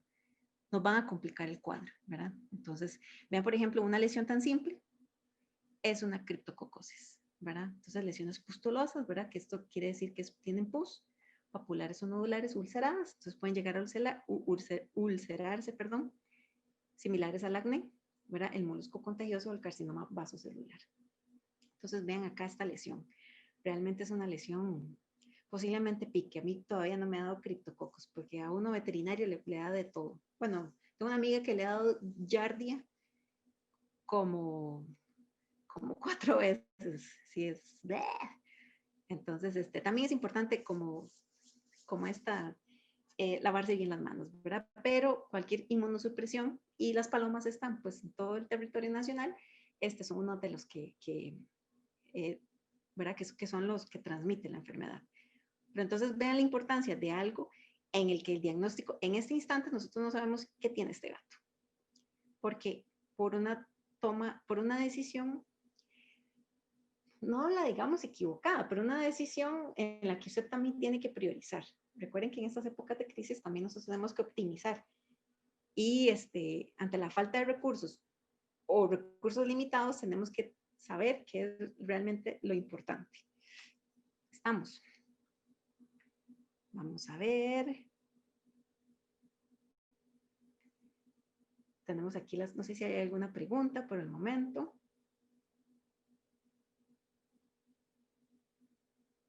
Entonces, recomendaciones. Invertir en métodos diagnósticos para los sistemas de producción.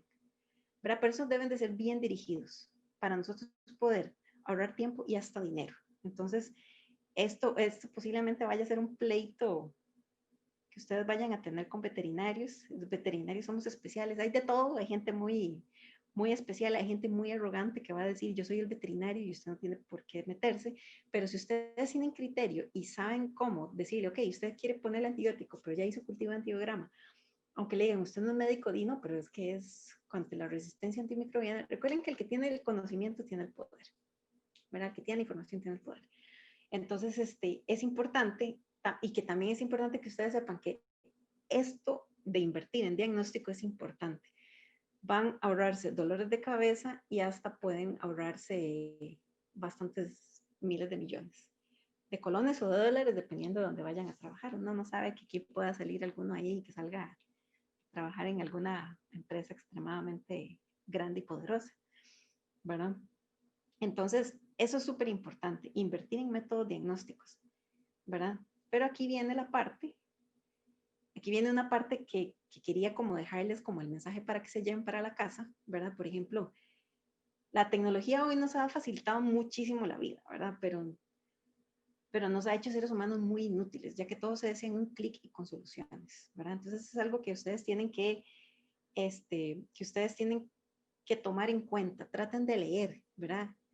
El éxito de las generaciones actuales, bueno, no, esto realmente está mal redactado. El éxito de la pandemia que estamos teniendo ahora es gracias a las generaciones que tuvieron una educación más analítica, el cuestionar el porqué de las cosas y el respeto hacia los profesores. Muchachos, respeten a sus profesores, porque no en vano somos más viejillos y la experiencia es lo que nos ha hecho pues cometer errores, pero también hemos tenido ¿cómo es que se llama? Hemos cometido errores, pero la experiencia las que nos ha hecho y hemos logrado que esta pandemia no resultara, ha sido desastrosa, pero por lo menos con todo el conocimiento que se ha hecho y ya se ha podido reducir el tiempo de las vacunaciones, digamos, de creación de una vacuna, porque realmente hacer una vacuna requiere de al menos unos 3 años y se está reduciendo casi que menos del año, ¿verdad? Entonces, es muy importante que ustedes como estudiantes y futuros profesionales lean mucho. Aquí les tengo varias preguntas, a ver si alguien pega. Pero, por ejemplo, en Costa Rica en general, la educación se ha visto muy, muy afectada, ¿verdad? Porque básicamente es muy memorística, ¿verdad? Y sin el entrenamiento para analizar, discutir y argumentar. Ese es uno de los grandes problemas que tenemos actualmente. Posiblemente Felipe estará de acuerdo conmigo, ¿verdad? Hay mucha gente que solamente memoriza, escupa todo y listo. Pero ¿qué va a pasar cuando ustedes estén realmente en un sistema de producción y llegue el veterinario y quiera llenar la lechería de antibióticos hasta la madre y no esté pasando nada y se siguen muriendo los terneros, ¿verdad? A diferencia de que usted les dice, bueno, ¿usted está seguro de que ese es el diagnóstico? ¿Sí o no? ¿Verdad? Entonces, no es una cuestión de lucha de poderes, quién sabe más, quién sabe menos, pero, digamos, una buena argumentación realmente puede enriquecer mucho, digamos, un sistema digamos, una empresa, un sistema de producción. Entonces, ahí viene una pregunta clave. Vamos a ver quién me responde. ¿Cuántos libros leen por año? No estamos hablando de libros de agronegocios, de anatomía, producción bovina. Libros en general. A ver, ¿cuántos leen por año? A ver que alguien me diga. Algún valiente o alguna valiente. Estamos hablando de libros no técnicos. A ver, alguien que me diga. Ninguno. Ninguno. Ok. ¿Quién más? Bien, gracias, Fernanda. 3 o 4. 3 o 4, Fabiola, muchas gracias. ¿Quién más? ¿Quién más? ¿Alguien más? ¿Alguien del chat? Ninguno, tampoco. Ninguno. Ok, ok. Ok, chicos, entonces, se dice que una persona culta, en términos muy generales, lee 12 libros por año. 12 libros por año. ¿Qué quiere decir eso? Un libro por mes. Entonces, ¿qué quiere decir esto, estudiantes del tecnológico? Que realmente van a tener que, aunque no les guste, bueno, no es que aunque no les guste, realmente la lectura es algo, el que no es lector, tenemos el problema de que cómo va a ingresar a leer tanta información, también la técnica, porque si usted es lector, le va a gustar leer tanto lo técnico como lo no técnico, me explico. Entonces, ¿por qué les vengo con toda esta hablada? Porque esa es una de las grandes críticas, o esa es una de las grandes diferencias que yo vi en Europa. Yo estuve 3 años viviendo en Suiza. Entonces, por ejemplo, uno iba en el tren y en el tren, gente de cualquier edad, usted los veía con un libro. Usted se monta aquí en un bus y usted prácticamente no ve absolutamente a nadie con un libro. ¿Cómo está Europa? Estamos hablando a nivel educativo, ¿verdad? ¿Cómo está Europa? ¿Cómo está Latinoamérica? Estamos en la calle en Latinoamérica, ¿verdad? Entonces, por ejemplo, vamos a ver aquí hay un libro que se los recomiendo para los que quieran leer. Algunos posiblemente les va a caer un poco mal este tipo, que se llama La cultura del pobrecitico. Es una crítica bastante fuerte. Este es un tipo, si no me engaño, creo que él es suizo o belga, creo que es belga más bien. Entonces este tipo habla mucho de nosotros, de cómo somos, ¿verdad? Que muchas veces no le diga esto porque pobrecito, no le haga esto porque pobrecito. Realmente es una crítica es una crítica un poco fuerte, pero a mí realmente me gustó el libro porque nos describe mucho de cómo somos, ¿verdad? Y por qué estamos como estamos. Entonces, ustedes muchachos, como estudiantes, les recomiendo, aunque estén en el último año, no sé en qué año estarán. ¿En qué año están, Felipe? En el tercer año. ¿Y cuántos son? 5 años. Entonces, tienen todavía 2 años para que recuperen todo el tiempo perdido. No, pero se los recomiendo de verdad, porque no hay nada peor que hablar con un profesional que solo sabe del tema. Está perfecto, ustedes serán los mejores ingenieros de agronegocios, pero si ni siquiera saben de cosas básicas, eso también el mundo se los puede comer, ¿verdad? Entonces, este libro se lo recomiendo, La cultura del pobrecitico. A mí, a ver, yo sinceramente me lo leí, habían unas cosas que me daban como cólera, oh, desgraciado, pero tiene razón. Entonces, una de las cosas que nosotros tenemos que si queremos mejorar como nación, ¿verdad? Como país en general, es cambiar un poco la actitud. Hay cosas culturales que realmente, que yo aprendí, se los digo porque yo viví en Suiza y mis tutores eran alemanes y mis tutores alemanes me decían las cosas así, a rajatablas. Es más, mi tutor que es neozelandés me dijo, ustedes los veterinarios son un montón de estúpidos, así me lo dijo. Entonces, si yo hubiera estado con actitud tica, me enojo y me pongo a llorar. ¿Qué hice? Yo dije, sí, está bien, tengo que rectificar porque sí había cometido un gran error y sí me dio cólera, porque la verdad es que tampoco, ¿verdad? Pero no me iba a poner a reclamar ni escribirle a mi tutora para que regañara a mi profesor, ¿verdad? Porque no es como la actitud correcta para un estudiante de doctorado, ¿verdad? En el que prácticamente está ahí porque usted quiere, ¿verdad? Pero entonces, muchachos, este es un libro que se los dejo ahí, Felipe, para que se los regale. La cultura del pobrecitico, ¿verdad? Y también, por ejemplo, esto es algo que decía el libro, dice, educar no es solo, como todavía muchos lo sostienen, enseñar a leer, escribir y calcular. Nosotros a ustedes les podemos enseñar miles de cosas técnicas, ahí aprendieron un poco de necropsias y cosas. Educar es, ante todo, proporcionar a todas las mentes infantiles, lógicamente se enfoca a los niños, ¿verdad? La posibilidad de desenvolverse a plenitud, en concordancia con su verdadero potencial y ritmo. Educar es brindar la posibilidad al niño de adaptarse lo mejor posible, no solo a los cambios científicos y tecnológicos, sino también sociales y humanísticos. Esta es la parte que nosotros no tenemos, sociales y humanísticos, ¿verdad? La parte de analizar, la parte de discutir, de argumentar, el tico. Se lo digo bueno, es que hay diferencias. Si ustedes son ticos o son costarricenses, ahí hay una gran diferencia. Ustedes deciden en qué quieren, el tico es el que le gusta el charral, el chinamo, si Melissa Mora se despertó, si no se despertó, y el costarricense es el que le gusta leer, un Franklin Chan, es un costarricense. ¿Por qué les he hecho toda esta hablada, muchachos? Porque ustedes son el futuro. Si nosotros dependemos de ustedes en una próxima pandemia, realmente ustedes tienen que ponerse las pilas. Leer, leer, leer. Aquí les puse una información. A ver, vamos a ver. Así, ya para terminar. A ver, ¿quiénes son estos? Fyodor Dostoyevsky. A ver si alguien me dice. Kafka, Hermann Hesse y Tolkien. ¿Alguien sabe quiénes son? Son filósofos y escritores muy famosos. Ajá, por ejemplo, Fyodor, ¿de dónde es? Bueno, en lugar de dónde son, no sé dónde son. Ok, ¿alguien sabe de dónde son? Por lo menos el gran Fyodor. Felipe, usted no. ¿Alguien sabe? ¿Eso es importante o no? Puede que sí, puede que no, chicos, pero esto es cultura general. Fyodor, gran padre de la literatura rusa, ese fue, ese fue uno de los que inspiró a Nietzsche, que Nietzsche es un filósofo alemán de los 1800, ¿verdad, Felipe? 1800, por ahí.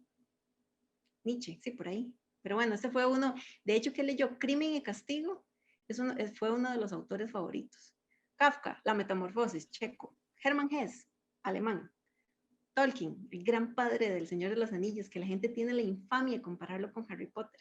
Y nada tiene que ver. Tolkien hizo su obra completa y la Rowling la hizo ahí toda pedaciada. Está bien a los que les gusta Harry Potter, pero esto es una obra maestra. Todos estos han hecho obras maestras. ¿Por qué es importante para ustedes como profesionales? Porque los profesionales tienen que ser integrales. No saber de números, no saber solo de vacas, de peces. ¿Estamos, chicos?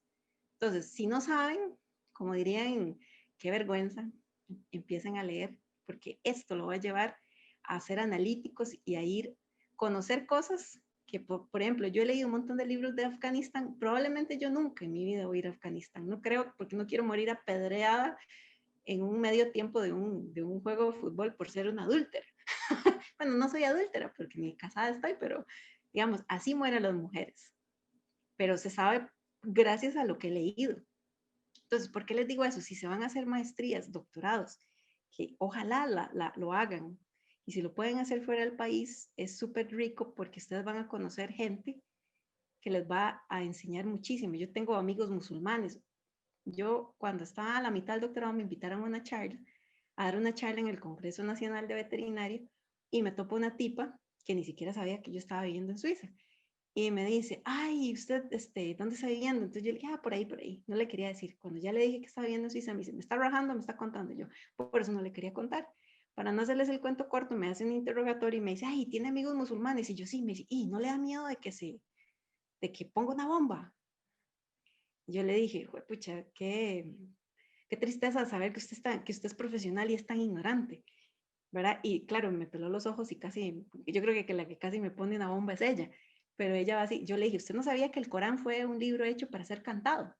Empezando por ahí, ¿verdad? Y entonces yo me senté con él, con mi amigo, se llama Mahmoud, todavía somos amigos, es musulmán, y yo le conté, yo le dije, vea, sinceramente le voy a decir todo lo que dicen en Latinoamérica, ustedes son unos locos.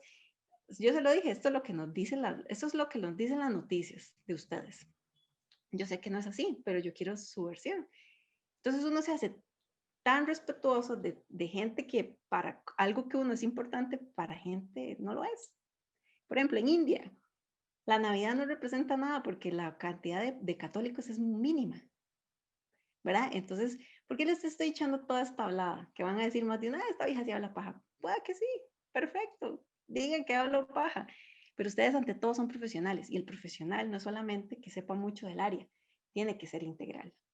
Entonces, aprovechen que tienen a Felipe, que es un gran lector, no lo digo porque está ahí y porque le estoy ahí hablando paja, es porque realmente aprovechen a los profesores que los pongan a analizar, cuestionenlos, si ustedes los cuestionan con conocimientos, yo sé que Felipe y algunos de los profesores que tengan ustedes se los van a agradecer porque van a aprender mucho. Pero si no cuestionan y todo lo hacen memorístico, ténganlo por seguro que una de las grandes críticas que yo he hecho a mi carrera, medicina veterinaria, es que una gran mayoría de mis colegas hacen pasantías de 2, 3 meses y ya vienen diciendo que son especialistas. Entonces, por ejemplo, los que hacen oncología, no hay ni uno solo que tenga maestría, doctorado o residencia, no tienen educación formal en haberse formado como oncólogos, como oftalmólogos, como odontólogos. O sea, hay mucha gente que hace todo eso. Pero el hecho de hacer una pasantía de 3 meses, muchachos, no les va a decir a ustedes que son especialistas.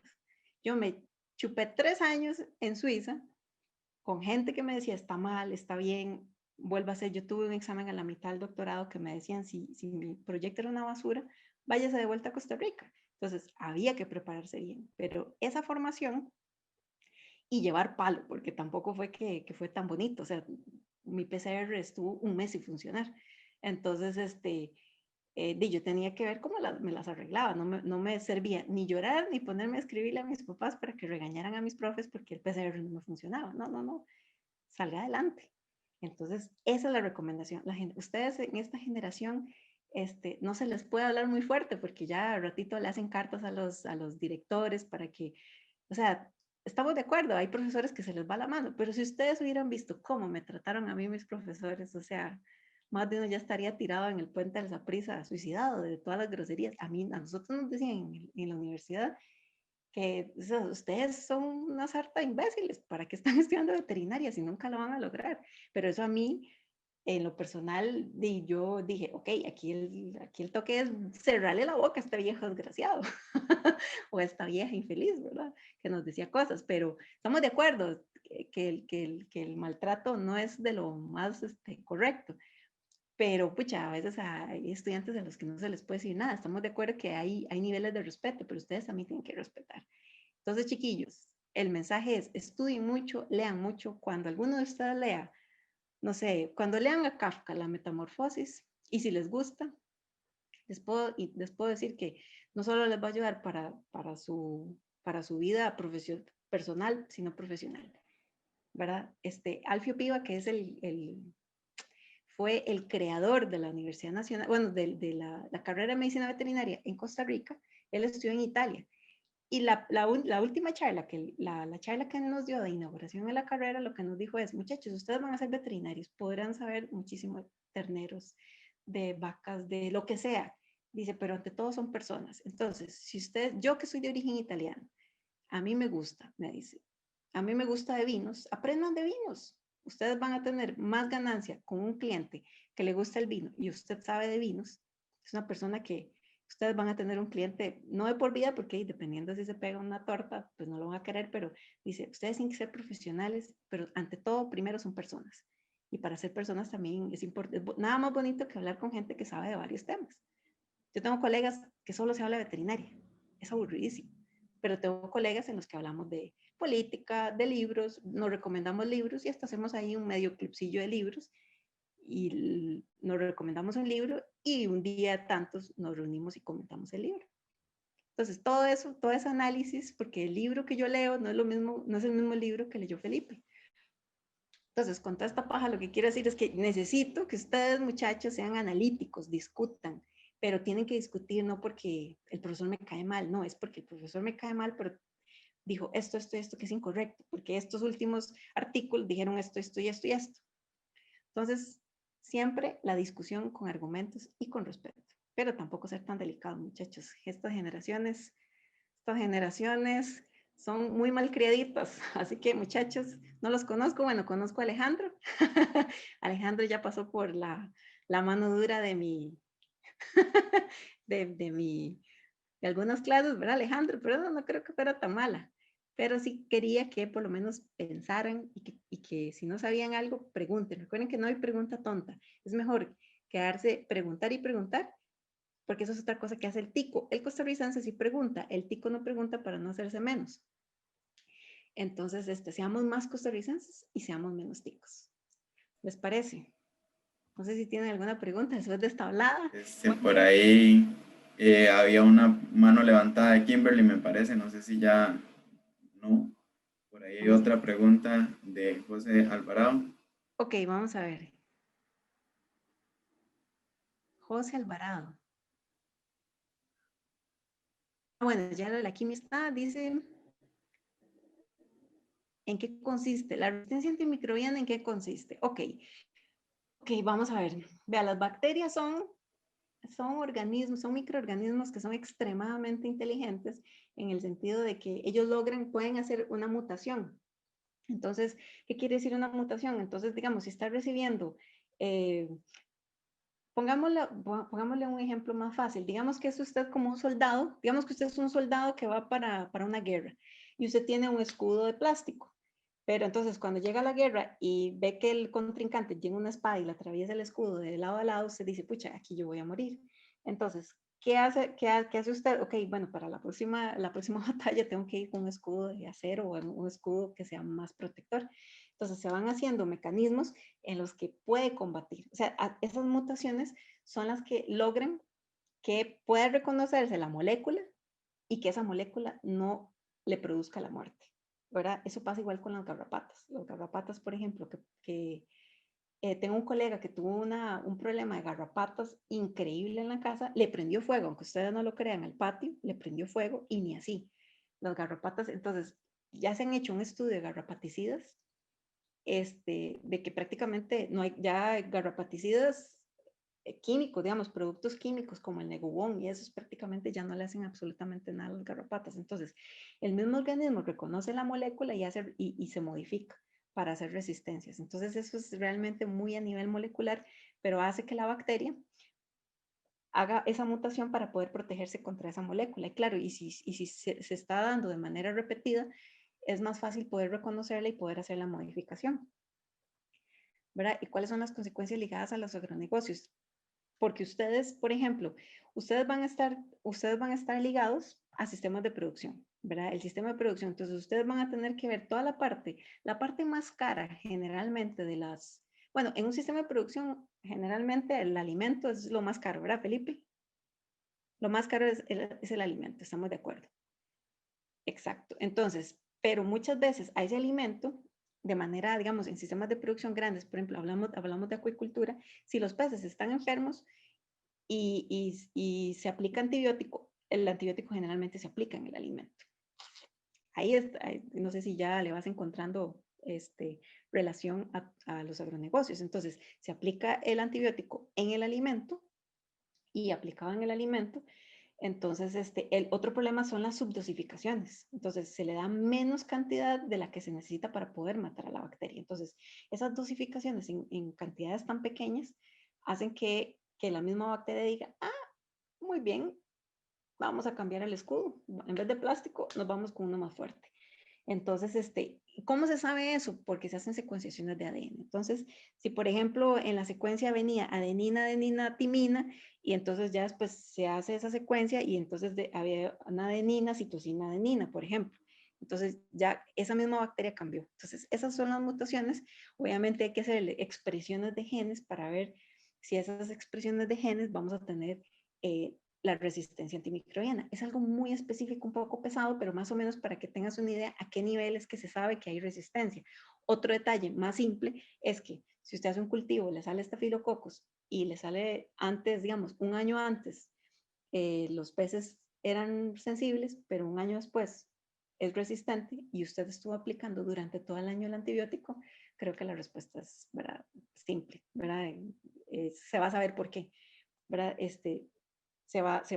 Por eso en acuicultura hay que tener muchísimo cuidado con los antibióticos que se usen porque solamente tenemos 2. Y si esos 2 se agotan, prácticamente ve a ver cómo hace para mantener, o sea, o ralea el estanque, ¿verdad? Hace una menor cantidad de animales en el estanque o cierra el negocio y vende, no sé, alguna otra cosa. Pero lo importante es que ustedes están ligados a un sistema económico, o sea, la economía de la empresa, y ustedes están ligados a la parte de producción. ¿Verdad? Igualmente creo que pueden diversificar con todo lo que tenga que ver con algo que tenga que ver con producción animal, no sé, hasta la misma producción de abejas y cosas así, de la parte de números, ustedes siempre van a estar implicados. Entonces, la alimentación es lo más caro, pero con la alimentación van a tener toda la parte de servicios veterinarios. Entonces, ustedes van a tener que ver si ustedes van a ser administradores y le van a decir, bueno, recortamos o no la parte veterinaria. La parte veterinaria siempre se recorta, eso es lo que menos presupuesto tiene, pero ustedes ya de antemano saben que es importante tener un buen diagnóstico, lógicamente también tienen que confiar en el veterinario. Esto es una cuestión también de confianza y de qué tanta seguridad le da el veterinario, porque si un veterinario le dice, mira, yo creo que lo que tiene la diarrea de estos bichos es salmonela, pero yo creo, pero no le está diciendo, entonces le dice, bueno, o sea, enséñeme información veraz que me va a decir que tenemos que invertir o tenemos que gastar en esta cantidad esta cantidad de plata en ese antibiótico para poder erradicar el problema. ¿Ves? Entonces no sé este, si te respondí, José. Aquí estoy viendo el chat. ¿Cuáles enfermedades zoonóticas son las más comunes en producción animal? Hijo, pucha, bueno, tenemos brucelosis, tuberculosis, Tenemos leptospira, de hecho que con leptospira le pasó con un colega que andaba de gira por Talamanca, el muy bruto, porque la verdad es que es la única palabra que le cabe, tomó agua del río, empezó con una cistitis, empezó con unos problemas y fue al hospital, en el hospital se lo trataron con un proceso inflamatorio, hasta que yo no sé por qué él le dijo que si no podía hacer leptospira, o sea, él, ni siquiera los médicos pensaron en eso, sino que fue y pum, le hicieron el test leptospira. Él estuvo a punto de ser un paciente de hemodiálisis, porque la leptospira llega a ser a veces daños tan graves en riñón que pueden llegar y prácticamente hacer una falla renal crónica o prácticamente dejarlo sin funcionamiento renal. Y el problema es que el ultrafiltrado que hace el riñón para eliminar los productos de desecho. Y el problema es que si esa orina no se, o sea, si esos productos de desecho no se eliminan de manera correcta, que es lo que hace el riñón, eso empieza a circular en sangre. Entonces, como quien dice, todos esos desechos empiezan a circular a nivel sanguíneo. Entonces, y es un cuadro realmente realmente es un cuadro muy severo. Transmitida por las ratas, exacto. Pero la podemos encontrar, por ejemplo, en el caso de agua. Tenemos, bueno, criptococos, tenemos la Ehrlichia, se ha reportado también. Tuve un profesor que se infectó de Ehrlichia para ver cuáles eran los signos. No le fue muy bien, pero sí se infectó de Ehrlichia. Ehrlichia es otra enfermedad. Tenemos la rabia. Tenemos los priones, que los priones son fregadísimos, que serían las vacas locas, porque el problema es que es una proteína que no es reconocida por el organismo como un patógeno. Entonces, porque entonces tiene afinidad hacia el cerebro y se produce por eso se llama encefalopatía espongiforme, porque en la histología se ve como una esponja. O sea, es un daño cerebral terrible. Costa Rica no tenemos, por dicha. ¿Qué más tenemos? Bueno, en tilapias, por ejemplo, tenemos el Streptococcus ini, que produce unas úlceras, generalmente en personas de matadero, que trabajan con tilapias y son úlceras que no se curan. Entonces, otro problema, ¿verdad? Entonces ahí es donde también sigue mi hablada, la ignorancia de los médicos humanos. Por ejemplo, yo hace como un año les di una charla al programa de VIH del Calderón Guardia sobre enfermedades zoonóticas, sobre todo enfocado en peces. ¿Por qué en peces? Porque, por ejemplo, si algún paciente con VIH tiene una pecera con tuberculosis, ¿verdad? Entonces, puede llegar a infectarse con eso. Entonces, la idea era enseñarles a los médicos humanos, ¿verdad? Que hay un montón de enfermedades en las que ellos no piensan y son más comunes de las que digamos, son súper comunes, pero por la educación que ellos tienen y el enfoque. Entonces, para un médico es más fácil decir, es que el perro tiene así, los toma y eso es problemático para los humanos. Entonces, toda la gente lo que hace es tirar al perro a la calle cuando no tiene nada que ver. Es más, por ejemplo, el toxoplasma, que sataniza muchísimo al gato, es más problemático comerse una carne de bovino mal cocinada e infectarse con toxoplasma que un gato, por ejemplo.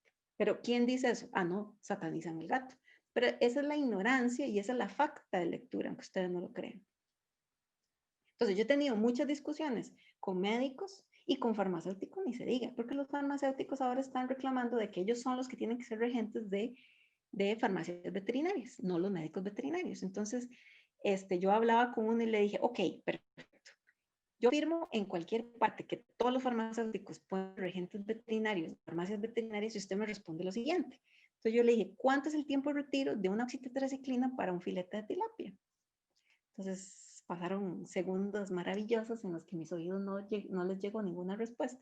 Entonces le dije, es que esa es la diferencia por la que usted no puede ser un regente de una farmacia veterinaria, porque ni siquiera sabe eso. O sea, ¿cuánto es el periodo de penicilinas en leche? ¿Cuánto es el tiempo de retiro? Entonces,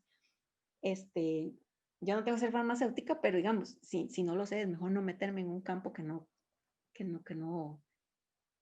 digamos, que no manejo, ¿verdad? Podría ser muy farmacéutico, pero de humanos. Entonces, ese es otro problema, ¿verdad?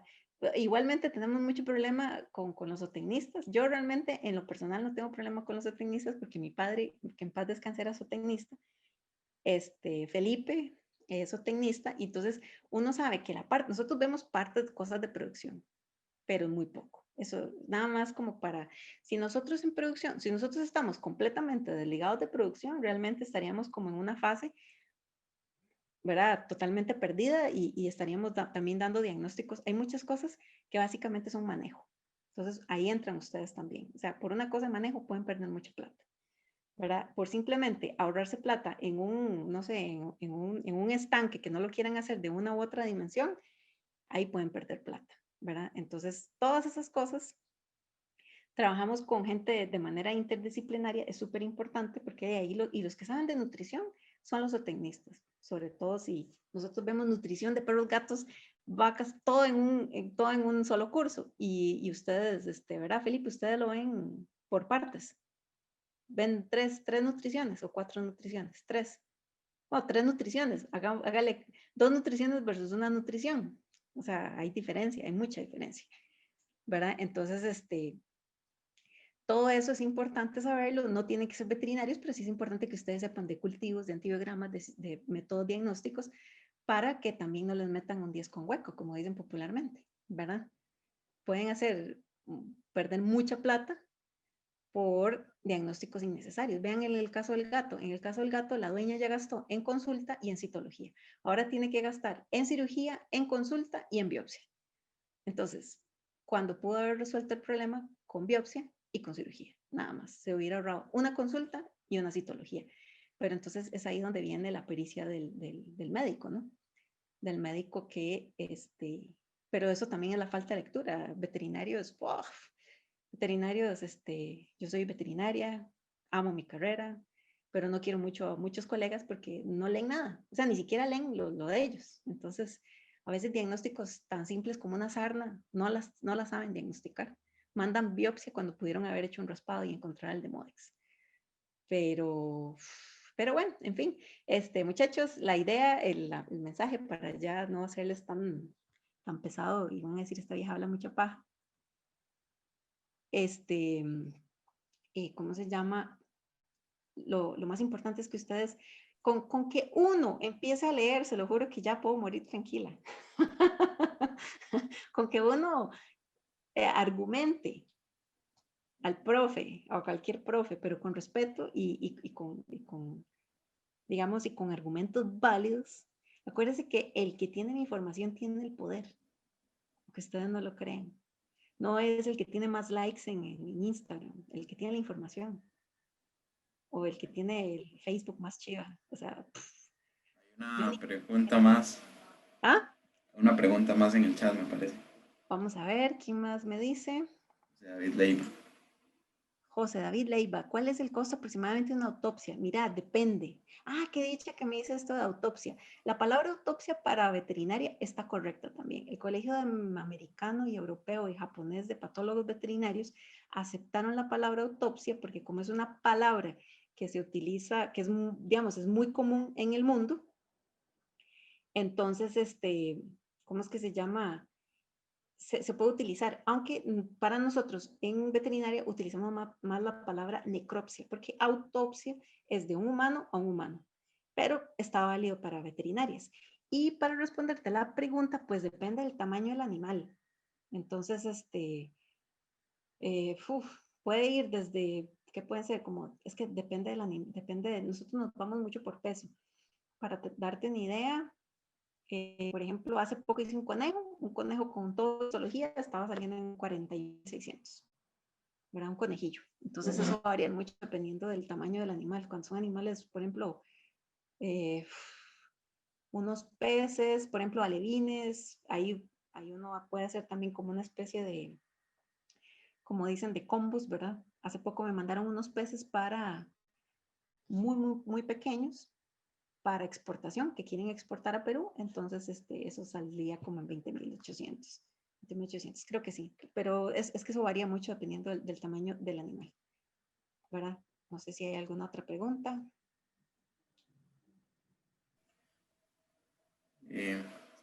Muchísimas gracias, doctora Maricruz, por esta charla, fue sumamente enriquecedora.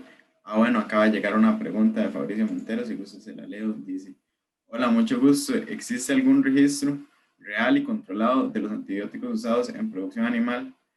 ¿Cree que las casas comerciales estén interesados en adquirir información de todos los productores? Vamos a ver, vamos a ver, controlado. Ah, el registro, mira, sí, bueno, el SENASA, ¿verdad? El SENASA está trabajando muy fuerte con toda esa parte de resistencia antimicrobiana. De hecho, que hay una alianza que es como la Alianza Centroamericana en la que se ha tratado de estandarizar todo lo que tenga que ver con medicamentos. Uf, es muy complicado porque realmente, por ejemplo, todo lo que es resistencia a antimicrobianas, se está tratando de hacer mucho control con carnes, ¿verdad? En el caso de producción. En el caso de producción, todo lo que son residuos en carne, eso es muy, muy, muy, muy controlado. Y que las casas en adquirir información de todos los productores. Bueno, generalmente las tienen, ¿verdad? Los productores, ellos ya tienen bases de datos y por eso andan, por ejemplo, suelen hacer muchos como días de campo, pero eso sí, eso prácticamente como que bases de datos ellos ya las tienen, sobre todo los tienen muchísimo por toda lo que es la facturación de ellos, ahí ya tienen su base de datos, ¿verdad? Hay algunas empresas que, por ejemplo, que dan la asesoría técnica, entonces, por ejemplo, ellos les ofrecen un producto y les ofrecen el plus del servicio veterinario o el servicio, digamos, del agrónomo, dependiendo del producto que sea. ¿Verdad? Pero sí se está controlando mucho, sobre todo cuando hay antibióticos que entran nuevos al país, para el registro se les pide estudio de residuos, ¿verdad? También me surge la duda sobre la necropsia. ¿Es estrictamente necesario realizarla, aunque no haya un escenario previo a la muerte en finca o solamente si hay un patrón anormal? Generalmente es anormal. Vamos a ver, José David. José David, generalmente las necropsias se hacen cuando hay muertes, ¿verdad? Así como que agarrar animales y aplicarles eutanasia para, para ver qué tienen. No, no, no, generalmente eso se hace, por ejemplo, en acuicultura, si se hace generalmente de peces moribundos, ¿verdad? Esa es como la, la, digamos, la forma de trabajar de nosotros, siempre con animales que tengan trabajar en mortalidades, sobre todo, por ejemplo, aquí en Costa Rica, que los climas son, bueno, si quitamos a las truchas, que las truchas son de clima frío, ¿verdad? Es así, podemos esperar, podemos tener un día para hacer la necropsia, pero en tilapias, un día, vamos, se muere en la mañana y en la tarde eso es hacer un caldo de putrefacción, ¿verdad? Entonces, eso es importante. La necropsia 15 minutos están podridas. exacto, sí, y es un caldo, ¿verdad? Usted abre la cavidad celómica y se le viene así como un caldo café y bien, bien, bien oloroso, ¿verdad? Entonces, por eso es importante también el estudio, en qué especie van a trabajar ustedes. Entonces, estudiar todo, clima, enfermedades, bases de datos en Costa Rica, enfermedades, realmente nosotros nos basamos en lo que hay que, ¿cómo se llama? Lo que hay que notificar, ¿verdad? De manera obligatoria. ¿Qué quiere decir eso? La OIE tiene una lista de enfermedades que si se da en Costa Rica, usted tiene que notificarla. Por ejemplo, si hay un brote, nosotros somos endémicos, ¿qué quiere decir eso? La rabia siempre la vamos a tener en la zona de Talamanca. Eso es un sitio donde siempre hay rabia. Pero si, por ejemplo, encontráramos un foco en Cartago de rabia, eso hay que reportarlo. Y se reporta a la OIE. Entonces la OIE en su página, ustedes pueden entrar a la página, creo que era oie.org, creo que era ORG, no me acuerdo. Para fijarme. Y entonces ahí ustedes ven las notificaciones. Tanzania tiene brote de tuberculosis en un hato de ovejas. Entonces eso hay que reportarlo, pero una base de datos, las que son de notificación obligatoria, sí en Costa Rica hay muy buena base de datos, pero otras, por ejemplo, en animales domésticos, la información realmente es muy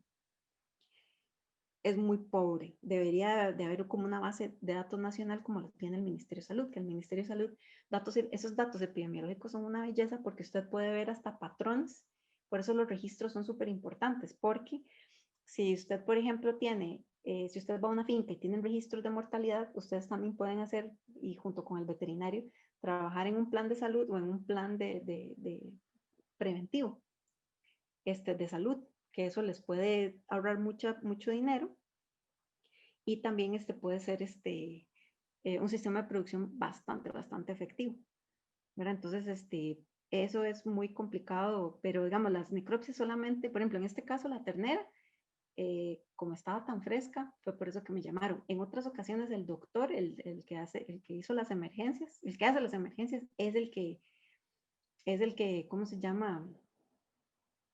Es el que hace las necropsias. Lo que pasa es que, pues, hay ojo entrenado digamos, el ojo de él, como él es más clínico, no ve ciertas lesiones. De hecho, que cuando estuvimos haciendo la necropsia, me dice, pucha, doc, yo eso no, ni siquiera lo hubiera revisado.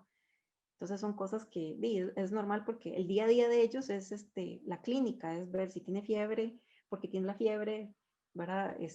Mientras que uno tiene a mí me entrenaron para poder leer el cadáver. Una profesora me dice, el cadáver le dice a usted absolutamente todo. La diferencia es si usted sabe leer el cadáver. Es para eso nos entrenan, para poder leer el cadáver y ver cuáles son los daños tisulares, bueno, macroscópicos, que después uno los puede ver microscópicos, ¿verdad? Como lo vimos en la foto de la branquia, ¿verdad? ¿En qué empresas dan asesorías? O sea, ¿en qué empresas doy asesorías yo o en qué empresas se dan asesorías? Esa es no sé si la pregunta general o se llama Fabricio. No sé por dónde va ¿qué dice Alejandro? Preguntarle a Fabricio si... Fabricio, si gusta puede activar su micrófono y hacer la pregunta con voz si le queda más fácil.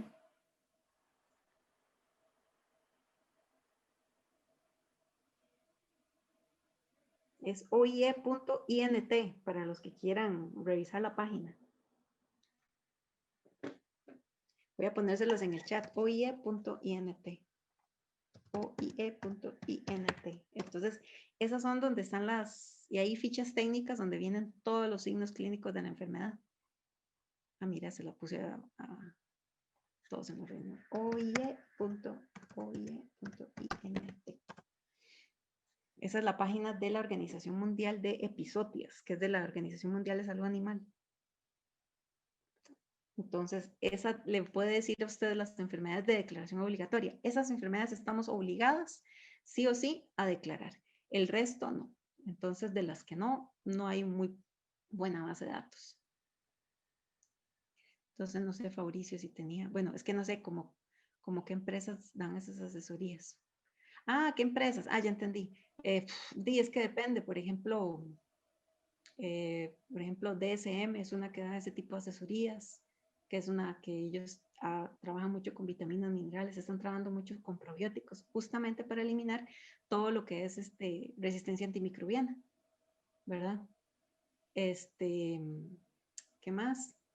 Bueno, hay una empresa canadiense que se llama Jeffo, que ellos están haciendo unas pruebas con ácidos, aceites esenciales y también están trabajando mucho con probióticos, prebióticos en avicultura. Entonces ellos dan la asesoría del veterinario. Entonces el veterinario va a granja, entonces trabaja junto con el veterinario junto con el veterinario, digamos, de planta o el oficial de la finca para poder trabajar en conjunto.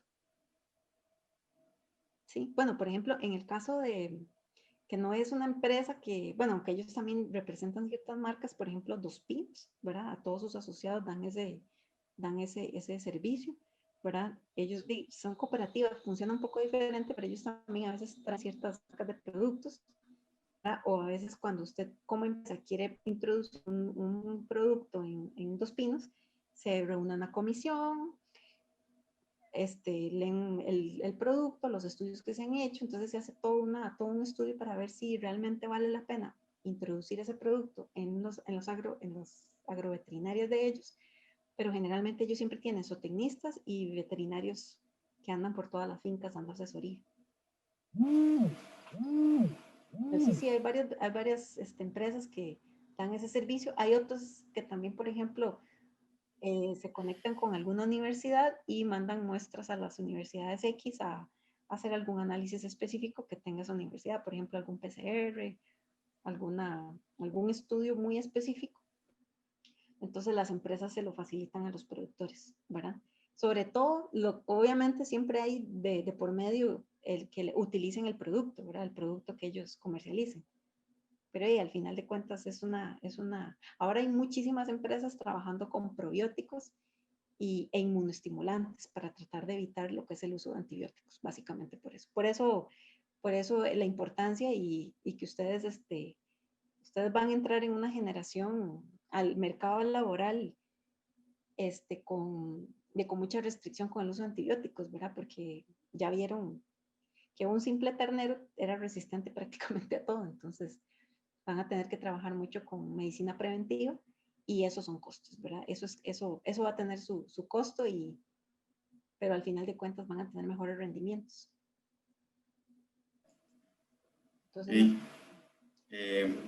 Creo que ya por ahí no hay más preguntas, entonces de parte de la asociación, doctora Maricruz, muchísimas gracias por esta charla, muy enriquecedora, los temas muy buenos, y gracias también por ponernos a reflexionar al final, por hacernos pensar un poquito.